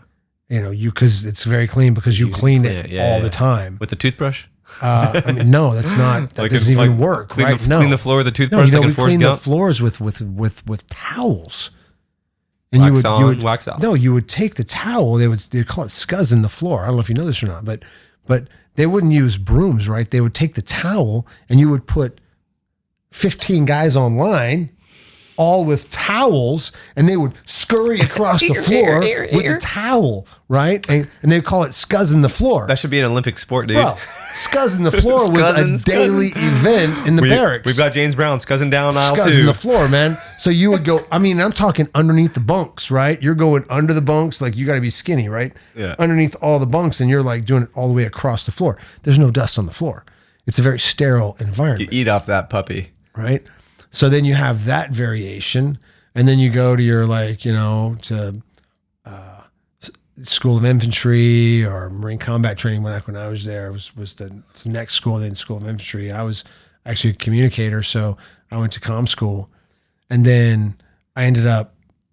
It's a very long, convoluted story, but I ended up at a recon battalion, and I ended up running an NDOC, and then going to what's an NDOC? An NDOC is the test that you take to get into a recon unit. Recon is equivalent to like special forces, but for they have MARSOC now. That's Marine. But that's newer. Special operations. That's newer. Back then, like there were no special Marines. All Marines were special already. You didn't need a special. Eating the crayons. But there were no special Marines back in the day. In the 90s. Eating the crayons. Yeah. Cherry ones are the best. The old jarhead. Red ones. So there were no special Marines. We all just did a job, right. But amphibious reconnaissance did, a lot of the special missions, right? They were a battalion reconnaissance unit. Like you'd come in before, get some information. Well, my team, right? We were battalion reconnaissance, would be attached to a battalion, and then a force team would be attached to a division, right? So we all went to the same school. And there were a couple of them. There was one on the East Coast, one on the West Coast. I went to the East Coast one in 1995. So, you go through a lot of very tough schools. Amphibious Reconnaissance School, ARS, at Fort Story back in the day, which has since closed down, was one of the most challenging things that I didn't know was going to be as challenging as it was. It was pretty challenging. Was there anything? What was like I get getting there and like not knowing what to expect. Like, oh shit, I'm gonna get sleep deprived. But like once you're in there, what was this thing that was like, we did a lot of really hard PT, but then when we went there, you fill up a sandbag full of like 70 pounds of sand, and then you put it in your backpack, and then you go run that thing for like 6 to 8 miles. And I'm not talking walking it, you're running it. You got other stuff in your backpack too, right? Right. And then like right off the bat, they march you right through, I don't know, like, there's a hard pack and the soft pack, right? So you go through the soft pack, which is like really tough to get through. It's boot top sand. Yeah. And then they get you to the ocean, and then they just run you right into the ocean. Well, you got sand in your backpack, dude. So they make you go up to your eyeballs and you just get wet. And this is like, I don't know, 10 minutes in, and then you're going to go another, 7-8 miles with this thing on your back, and not fun. No, you just, and it's so not, it's constant, at a jog. It's constantly putting you in a state of unease. Yeah. You're constantly under pressure. I was a really good runner, and they said, well, you're going to get there and you're going to run sub 7-minute miles for like 8 to 10 miles. And those are going to be your endurance runs. And you're going to run those with your t-shirt and shorts. And I'm like, whatever. I'm like, and there are a lot of elite runners that just would laugh at that. Right. But I mean, for a regular dude, sub sevens for like 7-8 miles, that's pretty good training, because we're also not that big. We could also put 100 pounds on our back and go, you got to kind of 7-8 miles with the run. Right. These are some fit guys. We weren't elite runners. In recon, they say you're the jack of all trades, master of none, right? So we weren't elite runners. We weren't elite weightlifters, but we were all athletes. I figure like we're all like athletes. We're all like not huge guys. And this is a different era of the Marine Corps. Like now I think it's a little different, right? Yeah. Like this was a different sort of, this was a Vietnam era Marine Corps. So we were all expected to be able to like run, and the swimming was crazy. I mean, do a bit of everything. They will drown you in the pool, brother. Like you have to be really, really comfortable in the water. Part of the deal, right? Remember when me and Bill wrestled you in the water and you were just taking us down with one hand? You try. No, man, that constant kind of pressure, and like it builds that mental fortitude. So do you feel like compared to like lifting weights, you get really strong, you kind of get used to lifting a heavy load. And then if you take some time off, you kind of get soft. You kind of be like, you come back in the gym like 2 months later or maybe a year later, and you're like, oh my goodness, what have I done? I can't do any of this. I feel weak. Do you feel like stepping away from that mental fortitude, you lose that mental fortitude, or do you think that's something that sticks with you? Stepping away from the Marine Corps? Yeah, stepping away from the Marine Corps, going back to the real world. I feel like I've replaced it. I replaced a lot of the stuff that I did in the Marine Corps. I replaced that with Brazilian Jiu Jitsu. You got really good at that too. Pretty good. No, really good. I'm okay with it. Okay, let's go back to what I was saying about like the naturally talented thing.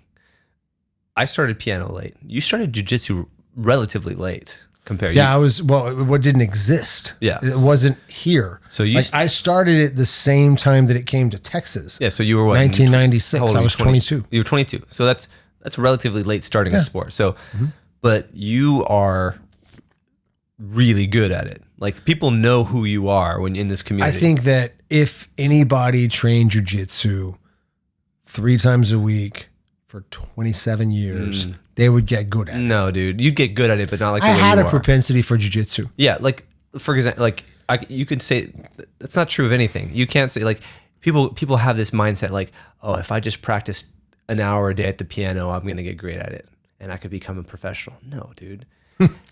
Some people are good at it and some people aren't as good at it. It's just like athletes in any sport. Like even if you're 6'5", doesn't mean you're going to be a pro basketball player. Not at all. No. And even if you work your ass off and you train, like that's the thing. Like I get mindset. I feel it's great. But I was lucky to be blessed with the ability to do jiu-jitsu well. Yeah. I was always good at it. I wasn't always the best at it, but I was always had an ability to do that. You're one of the best, like in Texas, for sure. I'm old now. I'm like 50 now, right? Yeah, and you're still schooling. You train with Travis Luter.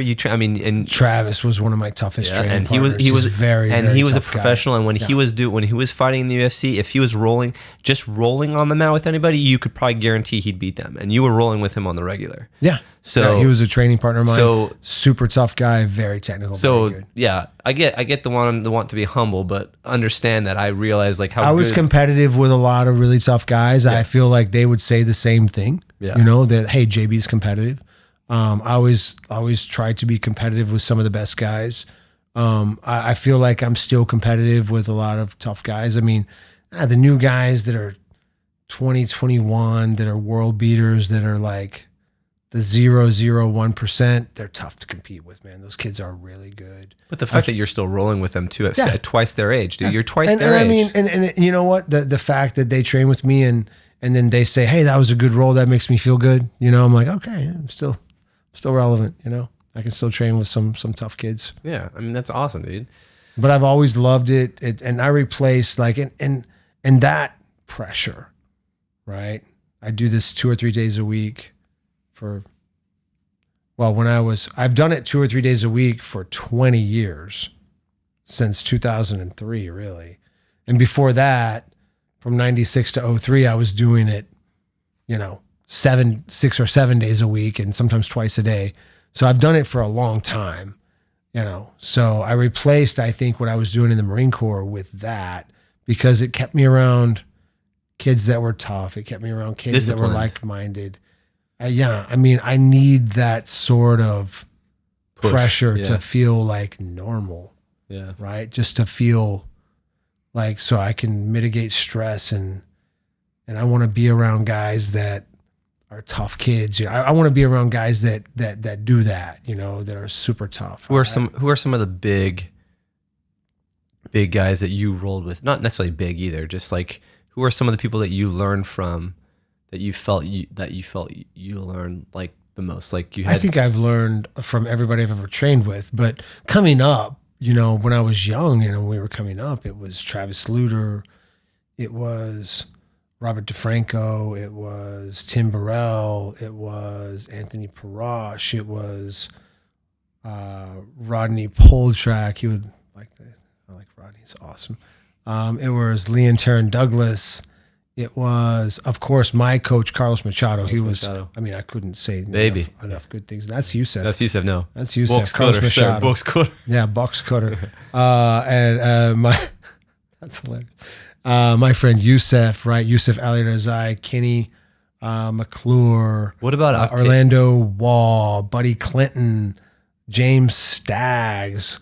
I got to keep going here. Yeah, keep going. JD Shelley, Roberto Kalin. There's so many great guys I train with. And if I left anybody, I'm sorry, man. I mean, dude. Like, did you train with so Octavio too, right? Octavio Couteau, great human being, man. Like an awesome guy. I spent a lot of time on the mat with Octavio.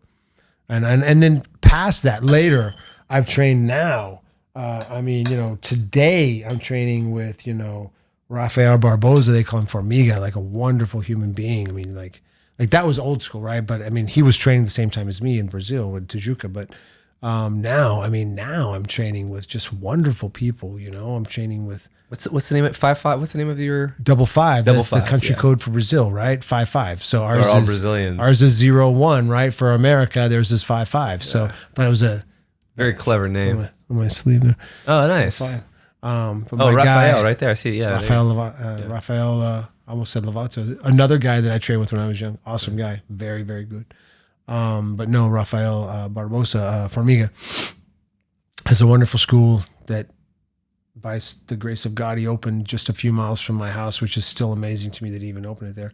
Right in because that area, he's a world class guy. But he liked the school for his kids. He wanted his kids to go to that school. So did you know him before you started? No, never met him in my life. So did you? So you knew of him? I never even, if I'm being honest, I never even heard of the guy. So how did you know he was world class? One of my buddies told me that there was a world champion that was going to open a school, and I'm like, there's so many world champions, right? And so I'm like, okay, fine. And so then he's like, no, I'm serious. And I'm like, okay, cool. So then I sent him a message on Facebook. I'm like, hey man, I heard you're opening a school. And he was like, sure, eventually. And we went back, I text him on Facebook Messenger, right?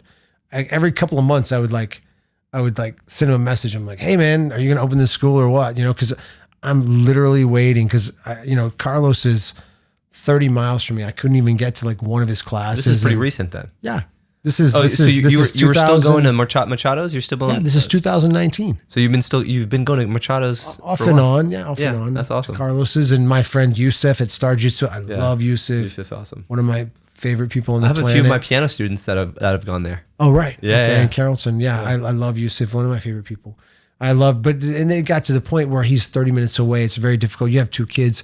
You're coaching baseball. It's really difficult to for your own personal training to make it 30 minutes away. I was teaching classes for him and I love doing that, but it just became too much, because the kids start to grow and you're coaching baseball and do this crazy stuff. So, I was trying to find something that's a little closer and I have a lot of friends out there that are really great at jiu-jitsu, wonderful people. And I would train at their gyms and I would go here and there, but there's levels to this thing, there's levels to this thing. And so I heard this guy and I'm like, okay, who is this guy? And so, I heard this guy, Rafael Barboza Formiga. I'm like, okay. Formiga means ant, by the way. And so he goes by, that's his nickname. No, you never get the nickname that you want, right?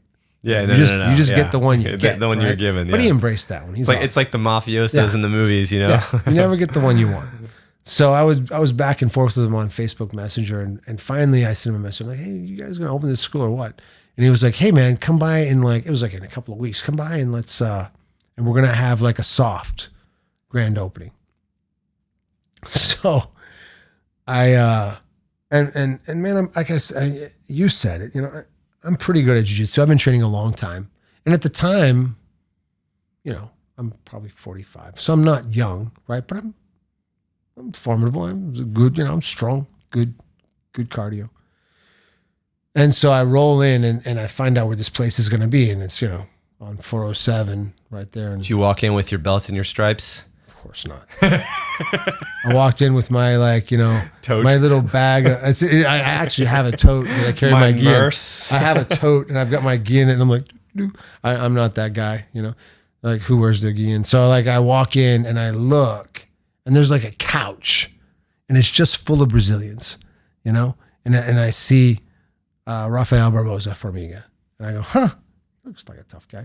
And then I see João Rocha and I go, I know who that guy is. He's one of the top ultra heavyweights in the world. So you knew who he was? I knew who he was, yeah. That's cool. And then I see his brother, Pedro Rocha. And I see Rodrigo. Did you know any of those guys personally? Had you met any of them before? I had never met any of these guys before. Any of them.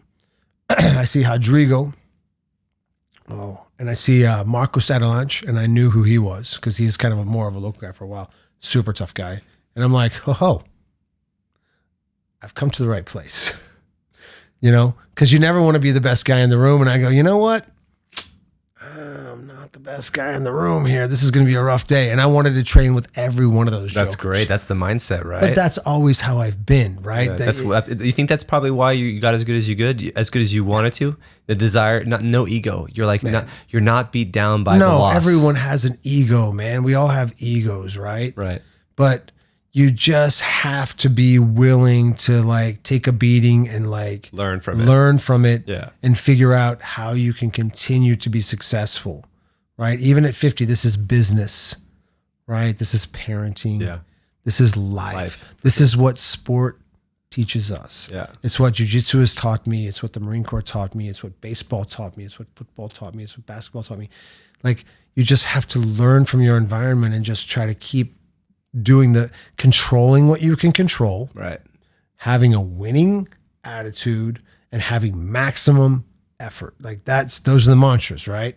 Like, I like it, man. That's what you have to do in life, because if you don't do that, then you just like you're selling yourself short. You're blaming other people for your problems, and you start blaming other people for your mistakes.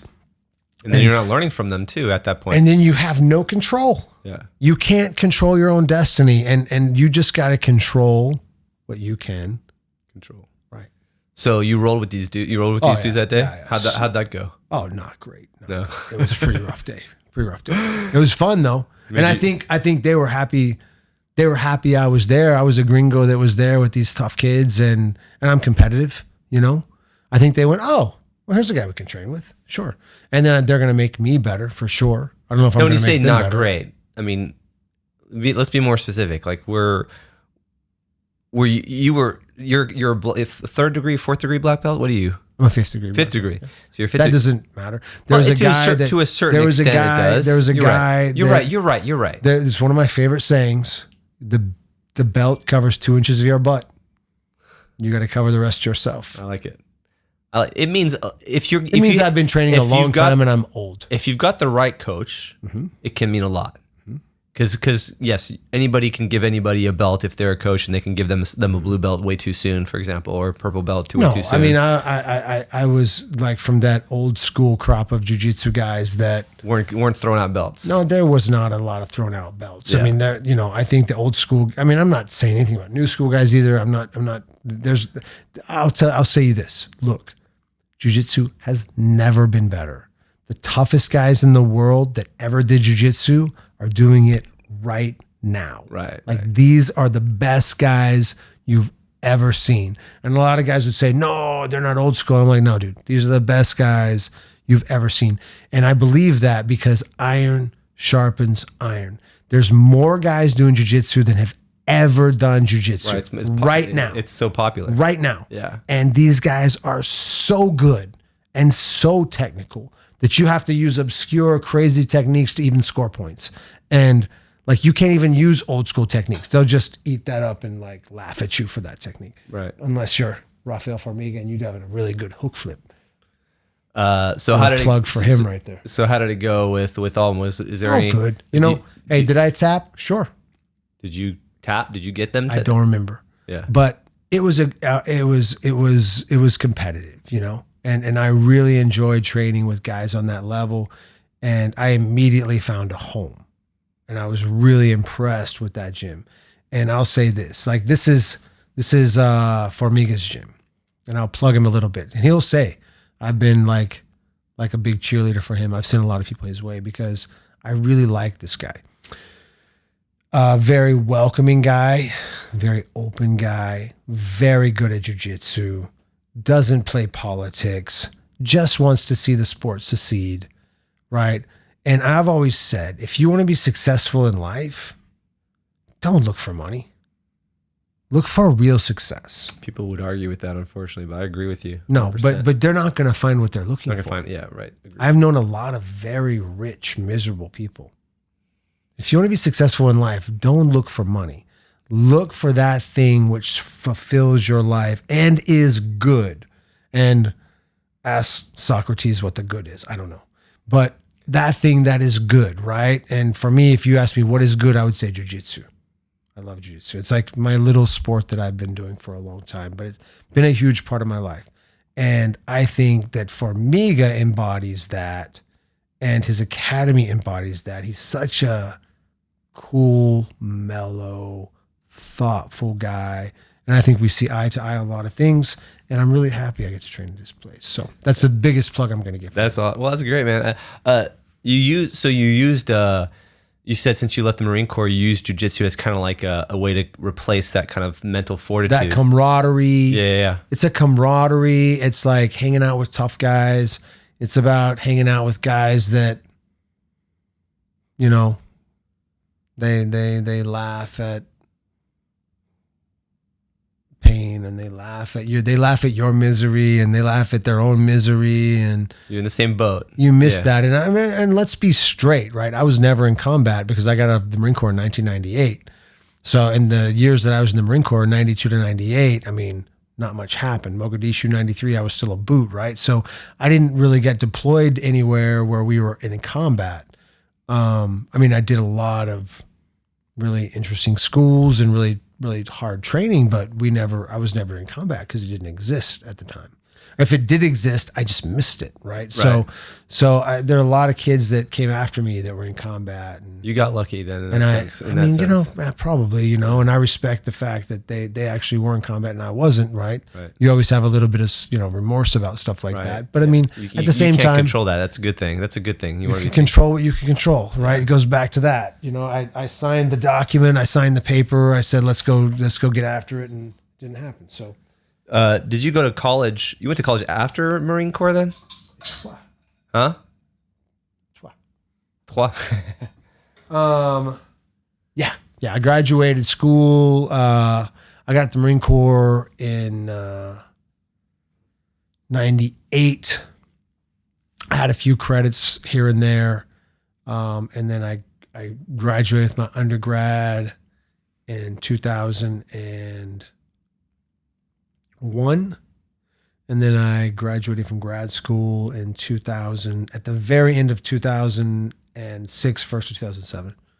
That was grad school with what was your degree for grad school? What did you go to grad school for? That was for chiropractic. Okay, yeah, chiropractic. But your undergrad, so because you told me this at your birthday dinner, and I thought I wanted to talk about this when on your 50th birthday this last couple months ago.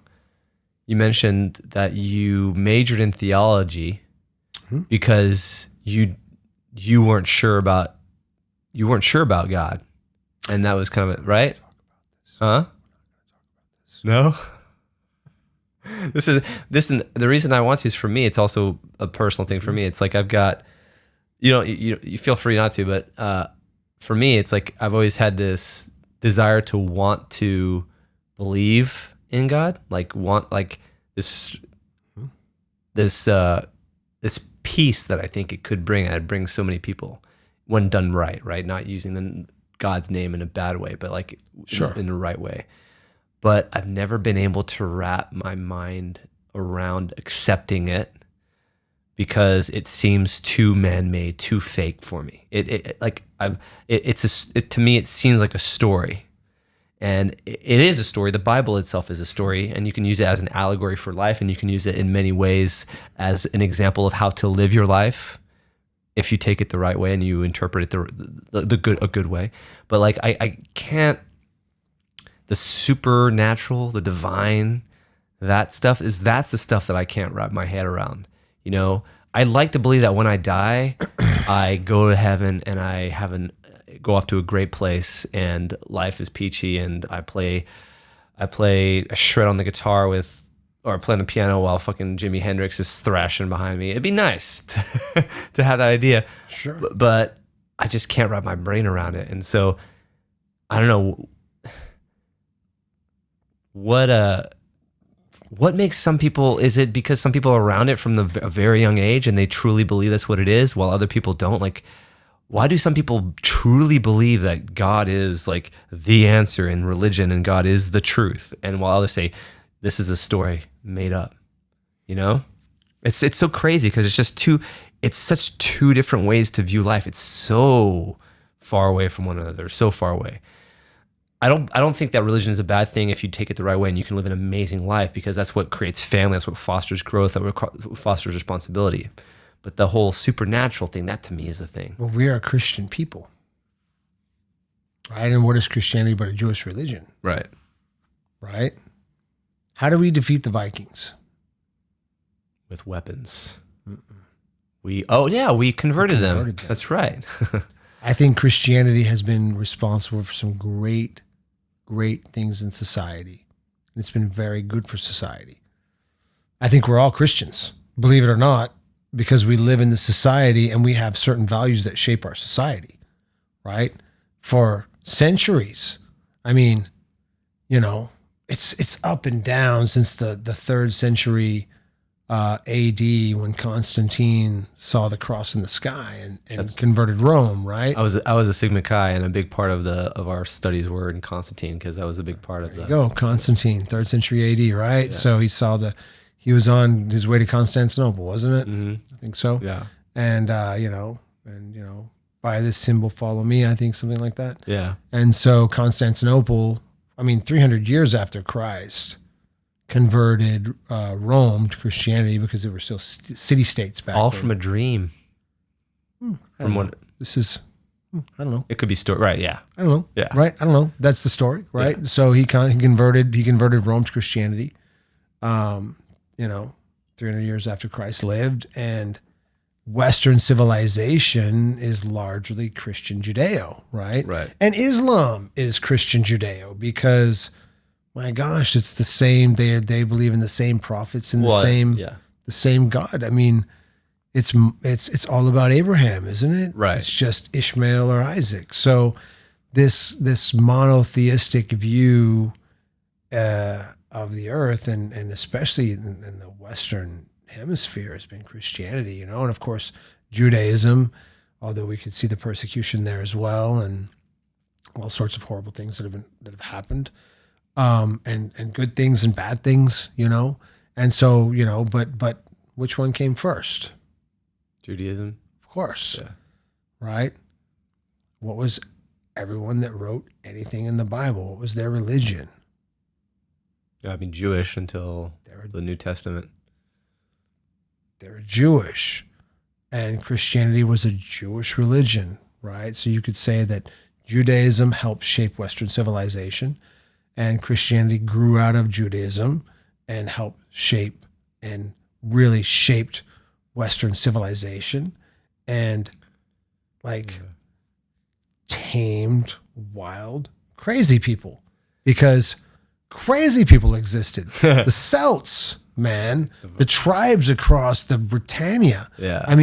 These were like the wild, barbarians. Barbaric hordes. We didn't defeat them with swords. We defeated them with Christianity. Yeah. You know, and we were all raised in Christianity.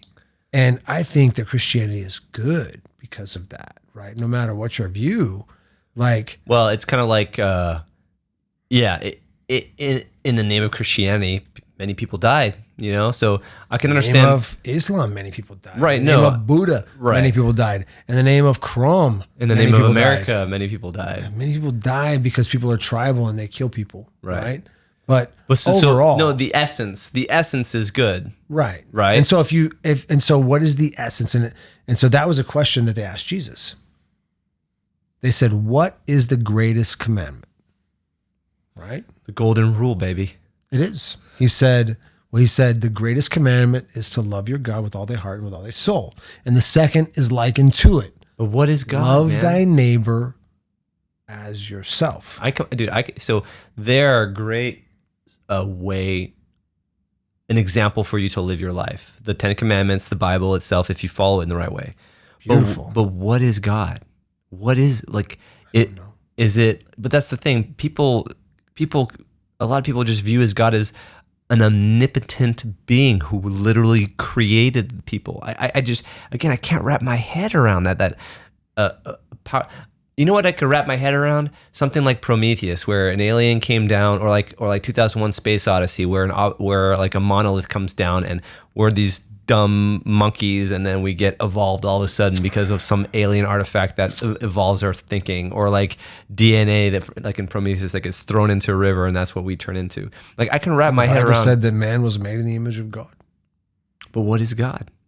What is it? What is he? What is it? Her, him, what? Is it thinking the Western, religion, especially Christianity, Judaism, is a very patriarchal figure. But so again, it is a one omnipotent. Is it a being? Is it you know what I mean? Like, is it some person with the puppet master that's pulling all the strings? No, this is Calvinism versus I agree. I believe in spirituality. I believe that there's something. I'm agnostic. I believe there's something beyond us that our brains can't comprehend. Like, like somebody that doesn't have the brain. Imagine us a million years ago, before our brains grew twice the size that they are now, or 2 million years ago. Like our brains, our brains could not. Maybe. Yeah, our brains could not comprehend. An ant can't comprehend its existence, or any animal with a very small brain. I don't even, cannot comprehend its existence. And so as our brains grew, I think that turned into this self-awareness, right? And is that, so what is the next level of that? If our brains become evolved to the point where we can understand things that we can't comprehend right now, that is beyond the realm of what we can see or understand. That's pretty crazy, right? Like you can't even think about stories so that we can try to comprehend things that we can't happening around us that we can't understand, right? Yeah. True that. If only we knew. Yeah. Shit, man.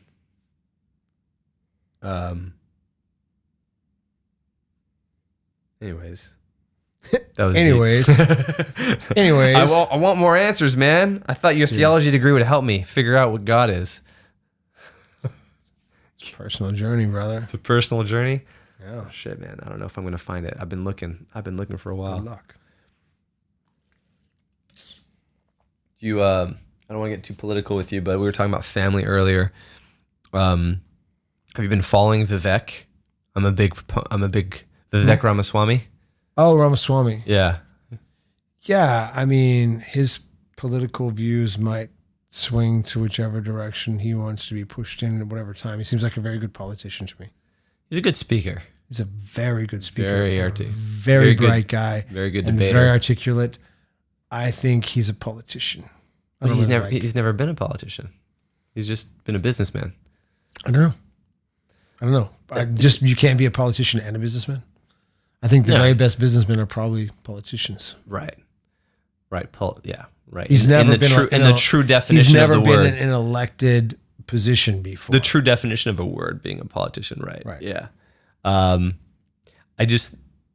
been going to like his RFK's website, just looking at their policies and stuff, and looking at to see what draws me towards them. And for me, we were talking about family earlier. That's like his number one thing, is that family is first. Well, I like that. Yeah. Well, the other policy is God, but like he's like, when people hear that, especially Republicans, they think Christianity, but he's, I think he's Hindu, which is fine, but like he's Indian, right? Yeah. I think he's in either Hindu or Muslim, but one of the two. That's one of the two big ones. Yeah, but I think he's Hindu, but it'd be ironic if he were Muslim, wouldn't it? True. Right? Americans not knowing, especially the core base, the Republican base. That would be ironic. But I feel like that's a bit pandering, because it's like because the Republican Party is like the party of religion, right? Mm-hmm. So it's like, of course. So that's the whole politician thing that you're mentioning. That I could see like why, like that's the side of politics that I don't necessarily agree. Like religion, what does that mean? He says Judeo-Christian values, which I'm okay with. Most of the West is. Right, most of the West is.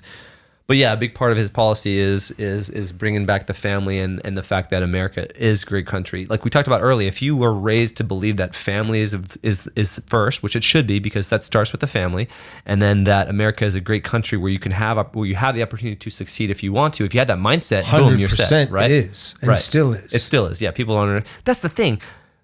People who but that's the thing. The mentality of a lot of Americans think that America is shit. A lot of the world. People don't. It's the best place people don't understand. in the world, and you have every opportunity. All you have to do is step up and take it. You want to have a business? Easiest place to have a business ever is the U.S. And you can get all sorts of assistance. They'll help you be an entrepreneur. They'll help you have a small business. You can get small business loans, all sorts of crazy stuff. All you have to do is have the want to, and you have to have the intelligence, right? But I don't think that that's any great feat. Most people are that smart. Yeah, the work ethic. Oh, work ethic, right? And the drive. And, you're not going to get 20 days off in the first year. You might not get 20 days off in the first 10 years. You got to work your butt off. And you could have that business, and this is not a woe is me, but I worked pretty hard. And since 2007, really, since I started this job, and then I bought my business in 2011, I've had 5 week-long vacations, right? It's the downside of working for yourself, for sure. Work for yourself. Right. If you don't work. Every day you don't work, you don't get money. Make money. Yeah. Now, am I working to fix that? Sure. I'm working to have a lifestyle where I can have more days off. Do I regret not having more days off? Look, man, I had small kids. I got one that's 13. You're gonna have a vacation with a 3-year-old? No, it's a trip, right? Yeah. So vacations, schmacation, dude. You're not having a vacation. You're taking care of babies. No, it's about the quality time you spend with them anyway. So and I had all the quality time, and my job allows me to be home. Yep. It allows me to be home on the weekends. I'm home every night. I put them to bed. We have dinner. I coach baseball. I smack them in the head. Bam. Yeah. No, I agree. Stupid stuff. I'm not making what a hedge fund manager makes, but I'm not working 70 hours, and I see my kids a lot more often than any guy who's working. Kids aren't blowing the bathroom, right? It's because you're not taking care of your not kids. If I can't help it. Right.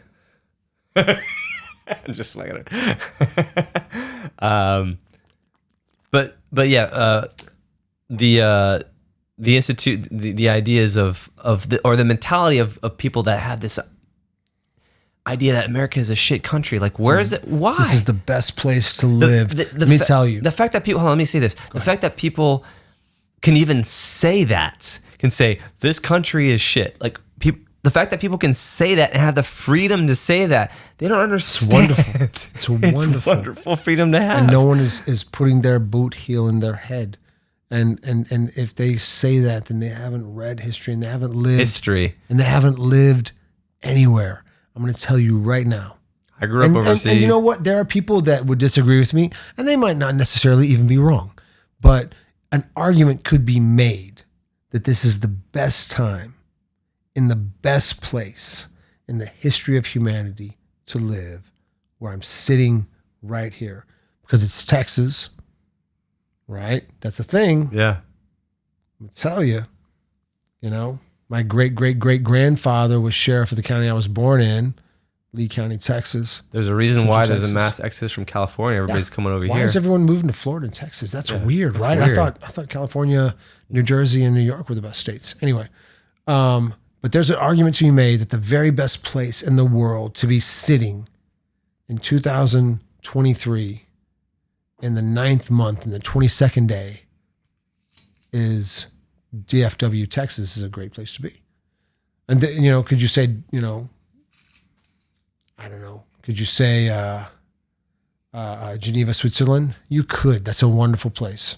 Beautiful weather, right? Can you build a business from scratch in Geneva? Not as easily. No way. As fast as you could build it here? No way in hell. I'm going to say, I bet you couldn't. I bet you couldn't. If you were standing outside of London, England right now, can you build a business? And my grandfather used to say, pull yourself up by your bootstraps, right?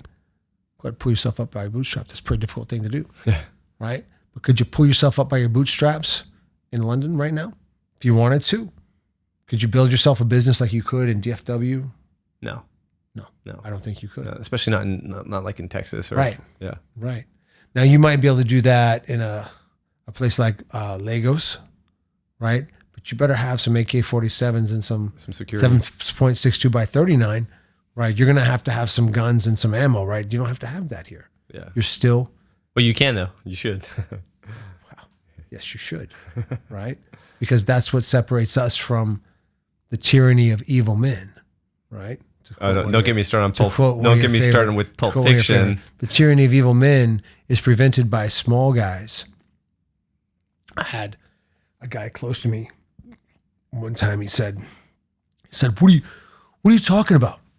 He's like, "Are you going to go out there with your rifles and prevent the government from taking over your stuff?" And I was like, "Man, have you studied Vietnam? Well, what's the other alternative? Have you studied Afghanistan?" I'm like, "Yes, that is exactly why we're armed. It's not to stop the guy trying to break into my truck, man. It's not that." And even if they have more superior firepower, it doesn't matter. It's like you need to defend yourself any which way possible. So you need to stack the odds in your favor as much as possible. But I don't want to talk about overthrowing the government or something like that, because I'm not in favor of that. I am wonderfully happy in my business in the middle of a very nice suburban area of Dallas-Fort Worth, and my kids entrenched in the neighborhood, and myself entrenched in the neighborhood, and just having a wonderful lifestyle. But you don't need I'll tell you this. You don't need a big government for that. You've got it's a community. Right. It's a small government. And the Second Amendment is not about protecting my house from a burglar, right? And I'll say this. If every person in the world decided to put their guns in a big old vat and melt them all down, I would be the last one to throw mine in. But I would throw them in. I'm like, sure. Everybody's in? I'm in. I'd be the last. You could trust me. You could trust me because I would do it. Because I'm not the guy that wants to take over the world. I'm not. But as long as everyone else has them, I think I'll have them too. I've had a martial mentality my whole life. And ironically, I'm in a profession where I help people, and I enjoy helping people, and I try to restore health, But, I won't be stepped on.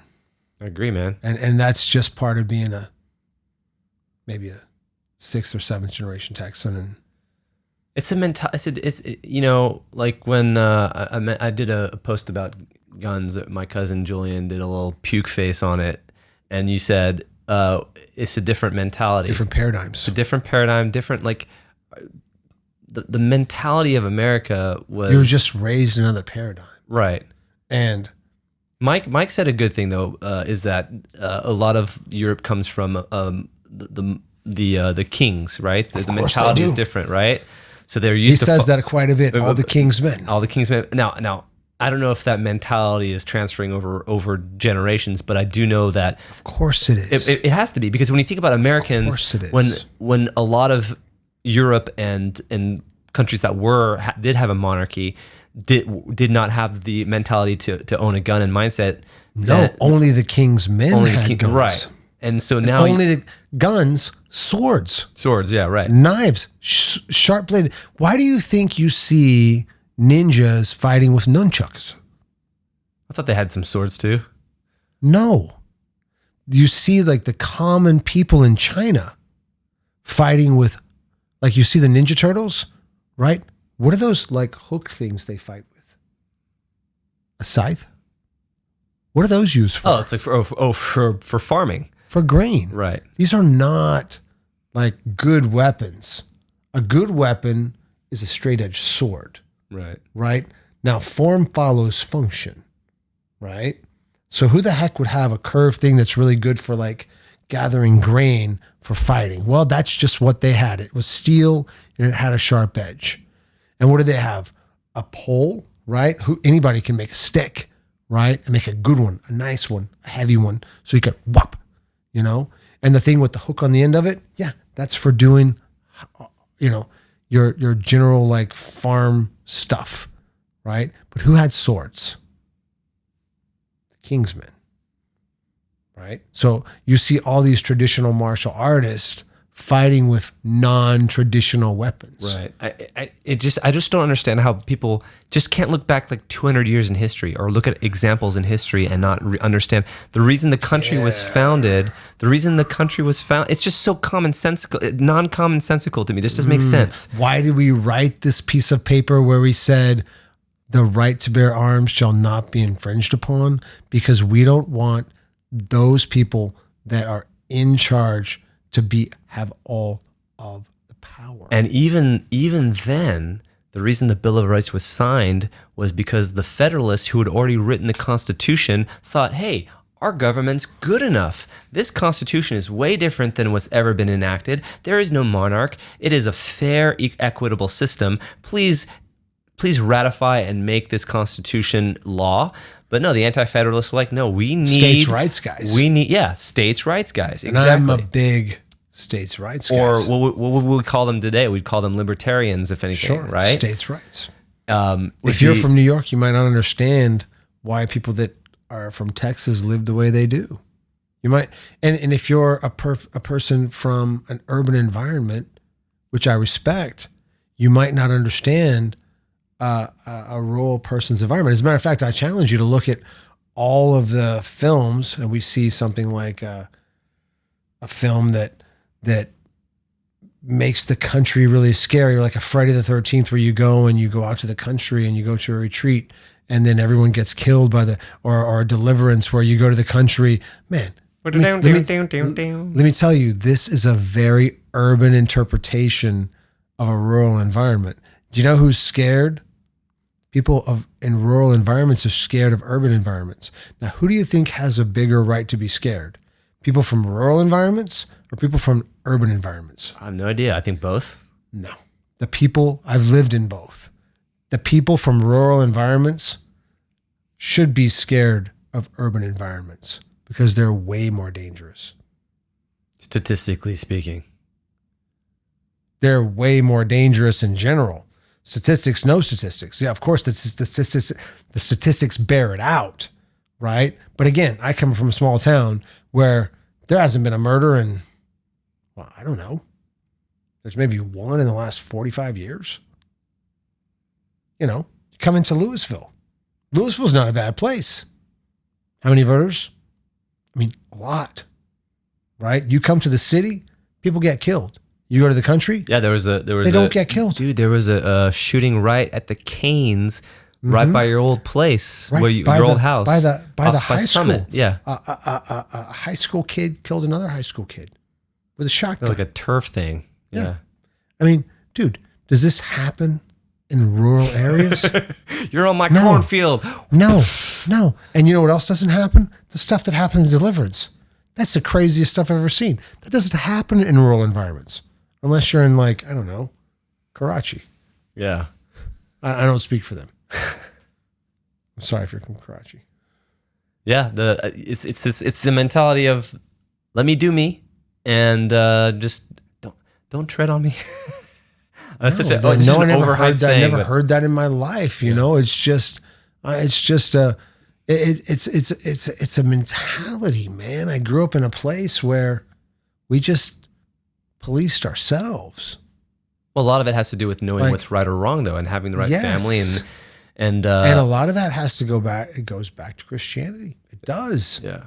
And having law and order and tribal society and things that are in order. When you say tribal society, what do you mean by that? Because a lot of people would think tribal is not as fragmented. I don't understand that question. Tribal is fragmented. Tribal is unity. Yeah, but it's also smaller. They're smaller groups. It is. And that is a fact. If you look at all the little towns that we grew up in, they were very small. Right. And they were very... But the more tribes, the more chances you have for war. Yeah, but not in the United States of America, because we have a rule of law. Do we have war on a football field? Sure, big time rivals. the Taylor Ducks versus the Rockdale Tigers, the Hutto Hippos, versus the Cameron Yeomen, right? Yeoman. The Yeoman of Cameron, right? The Yeoman of Cameron, right? So these are the small little towns that I grew up next to, right? And yeah, we had wars on the football field, but then after, everyone's a friend, because at the end of the day, we're all doing the same thing. Well, yeah, sports can get crazy tribal too. Of course, it's all tribal. I'm a Cowboys fan. You got these UT fans fighting with these OU fans. Tell me which ones went to the schools. Yeah. I bet the kids that went to the schools at these, you see the Texas OU weekend. You've worked those weekends. Yeah. There's going to be fights. Which one of you guys go to the school? It's it's just the mob, right? They just pick. It's just the mob. They just pick a tribe to be on. Yeah. But anyway, like in the country, it ain't like that, man. Yeah. Like you don't have murders and you don't have very much crime. And if someone does commit a crime, everybody knows about it. And shame is a thing. Yeah. Family shame is a thing. Yeah, you see, you don't need big government to tell you what's right or wrong. No. Absolutely not. Government is not your daddy. They won't solve your problems. They won't feed you. They cannot fix you. They can't. Yeah. Like, why would you look? You know what the government's primary? I think people just don't question it. That's why it's not. No, people are looking for what the government could give them, or they're looking for what the government can secure for them, right? Like, I want the government to secure my rights. That's what I want the government to do, right? I don't want a thing from I don't need money from the government. I'll make my own money. I don't need money from the government. I need them to secure my rights. I need them to uphold the Bill of Rights so that we have rights, the freedom of speech, right? We need that right. Mm-hmm. We need that. We can't have people out there suppressing people who are like voicing their opinion. Yeah. That's insane. It's insanity. You see people that have this opinion that you can't say what you want to say because it hurts their feelings. Like, look, man, you need to grow thicker skin. Yeah. People say stuff all the time I don't agree with, and I go, yeah, it's their opinion. That's fine. Yeah. It's not what I think. Yeah. Am I going to hurt them for that? Hurtful speech. Yeah.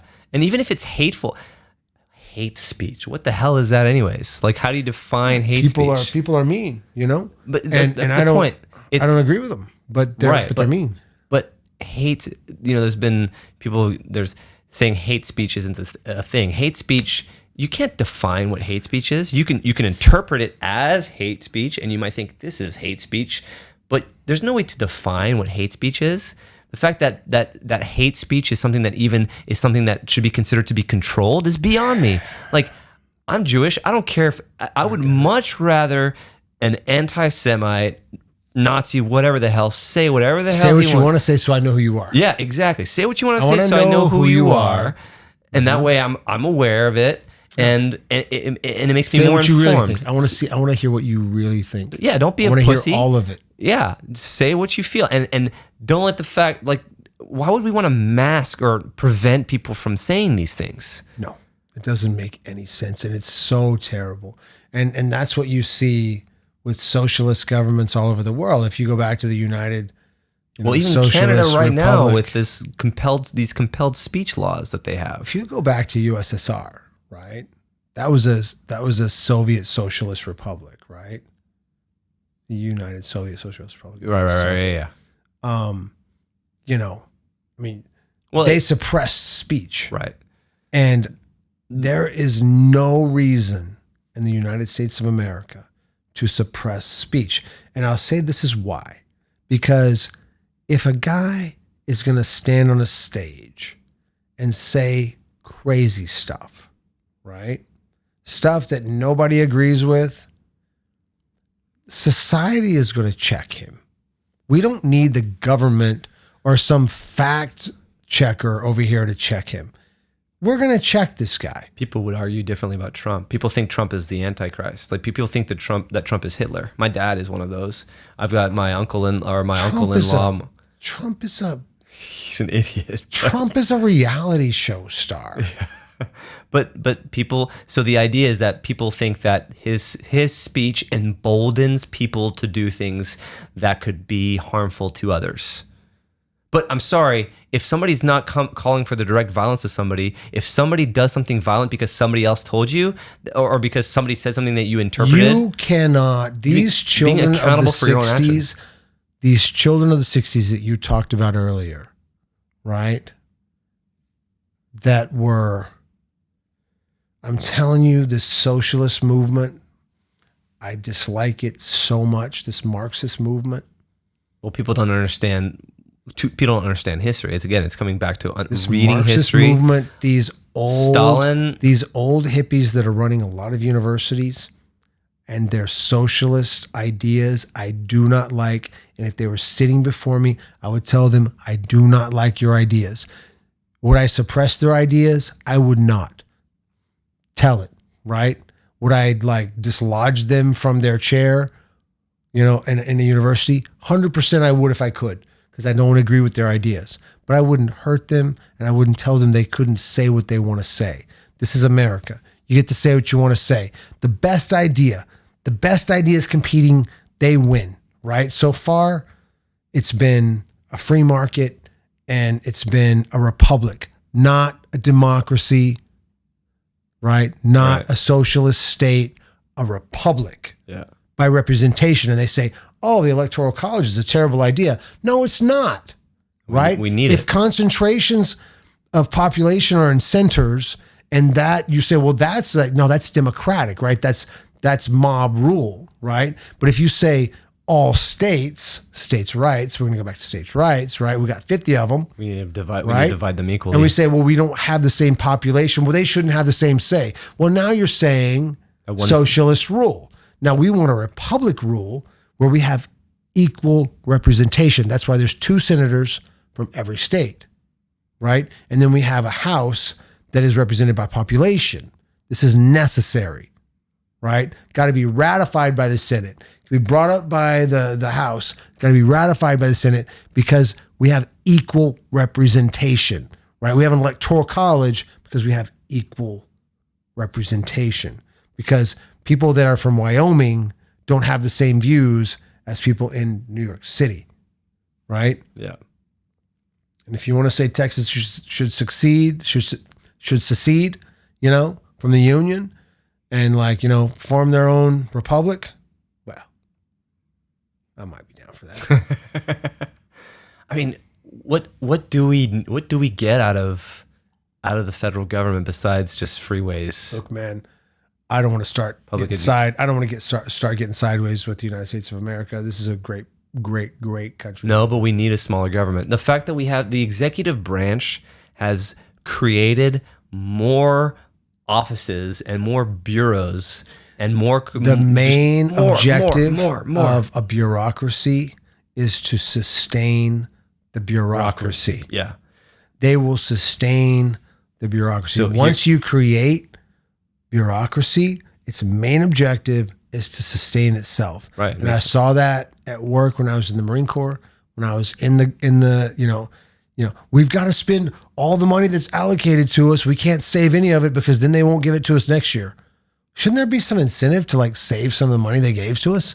No. Why should we budgets? We don't need a balance. Why should we spend these people in government? They try to spend every dime that they get.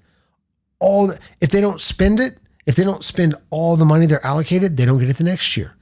So there's no incentive to save money. And I saw places we could save money. We don't need that. Why are we buying that? Oh, we got to buy that, or else they're not going to get us our allocation. Yeah. This is the definition of government. Yeah, big government. It's just the bureaucracy sustains the bureaucracy. So another thing you'll hear, you might like about Vivek is that he wants to essentially dismantle the FBI, cut down 75% of the workforce that's redundant, funnel it back. Yeah, good luck with that. But no, as the president, he'd be able to do that. That's the executive branch. He could do it. It is the executive. So he could do it. So he could funnel it off. The goal is to funnel it off to the U.S. Marshals, to the DEA, get rid of the Department of Education. I believe that the Department of Education. Yeah. but especially from the FBI, just cut down on like 75% of the workforce that is redundant. That's pretty good. I mean, the fact that you want to reduce big government is from hearing that from somebody is. I haven't looked into any candidates coming up. I actually saw him speak, and he's a very good speaker. Just go to his website and check it out. I've been pretty much. I'm gonna go and take a look. Yeah, it's almost election time. I may vote RFK. I may vote Democrat just for RFK, even though he's got no shot in hell. But I mean, I would really like to see someone under the age of 80 taking the reins. You know who RFK is? Robert F. Kennedy. Yes. The son of. Yes. Yeah. He's a bit of conspiracy theorist. That's what mainstream media has touted him as, and I don't know. I've seen him on like Rogan. I've seen him on a lot of podcasts, and so many times that he speaks, he gets deplatformed or demonetized from these, like from YouTube stuff. I think if he were to come better prepared to a lot of these, Robert Jr. RFK Jr. Yeah, it's his son. Robert Kennedy, Bobby's son. Bobby's Bobby's son. Yeah, so killed in like what, 68? Like a couple of years after his dad. Yeah, right, or his brother. Excuse me. Yeah, right. Interesting. Was it? Yeah, was it a couple? Crazy family. Yeah, right within a few years of each other. I'd be curious to know what the incentive for that was, because clearly both brothers being killed was not a fluke. But anyways, you don't believe in coincidence? Yes, it was purely coincidence. The fact that we can't question this too without coming off as conspiracy theorists is the craziest thing. Like, come on. Like, we should want to understand these things that are out there. Yeah. No, he's, I think if RFK came better prepared, you gotta go. All right. If RFK came better prepared with his work on his videos, he would probably have a less chance. He's a well-spoken guy though. Yeah. Except minus the trembling voice, obviously. Yeah, he does have that strange. I did hear him on Joe Rogan, and he part of it. Yeah. And he did have like it's like a tremor or something like that. That's gonna make him very, Yeah, it won't be happy. The mainstream won't like that.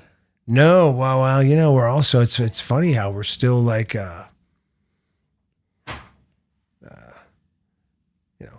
survival of the fittest sort of like society too. Some things are attractive. Some things are attractive to us. Some things are not. Yeah, I don't think that'll ever change. I think it's just like the monkey in us.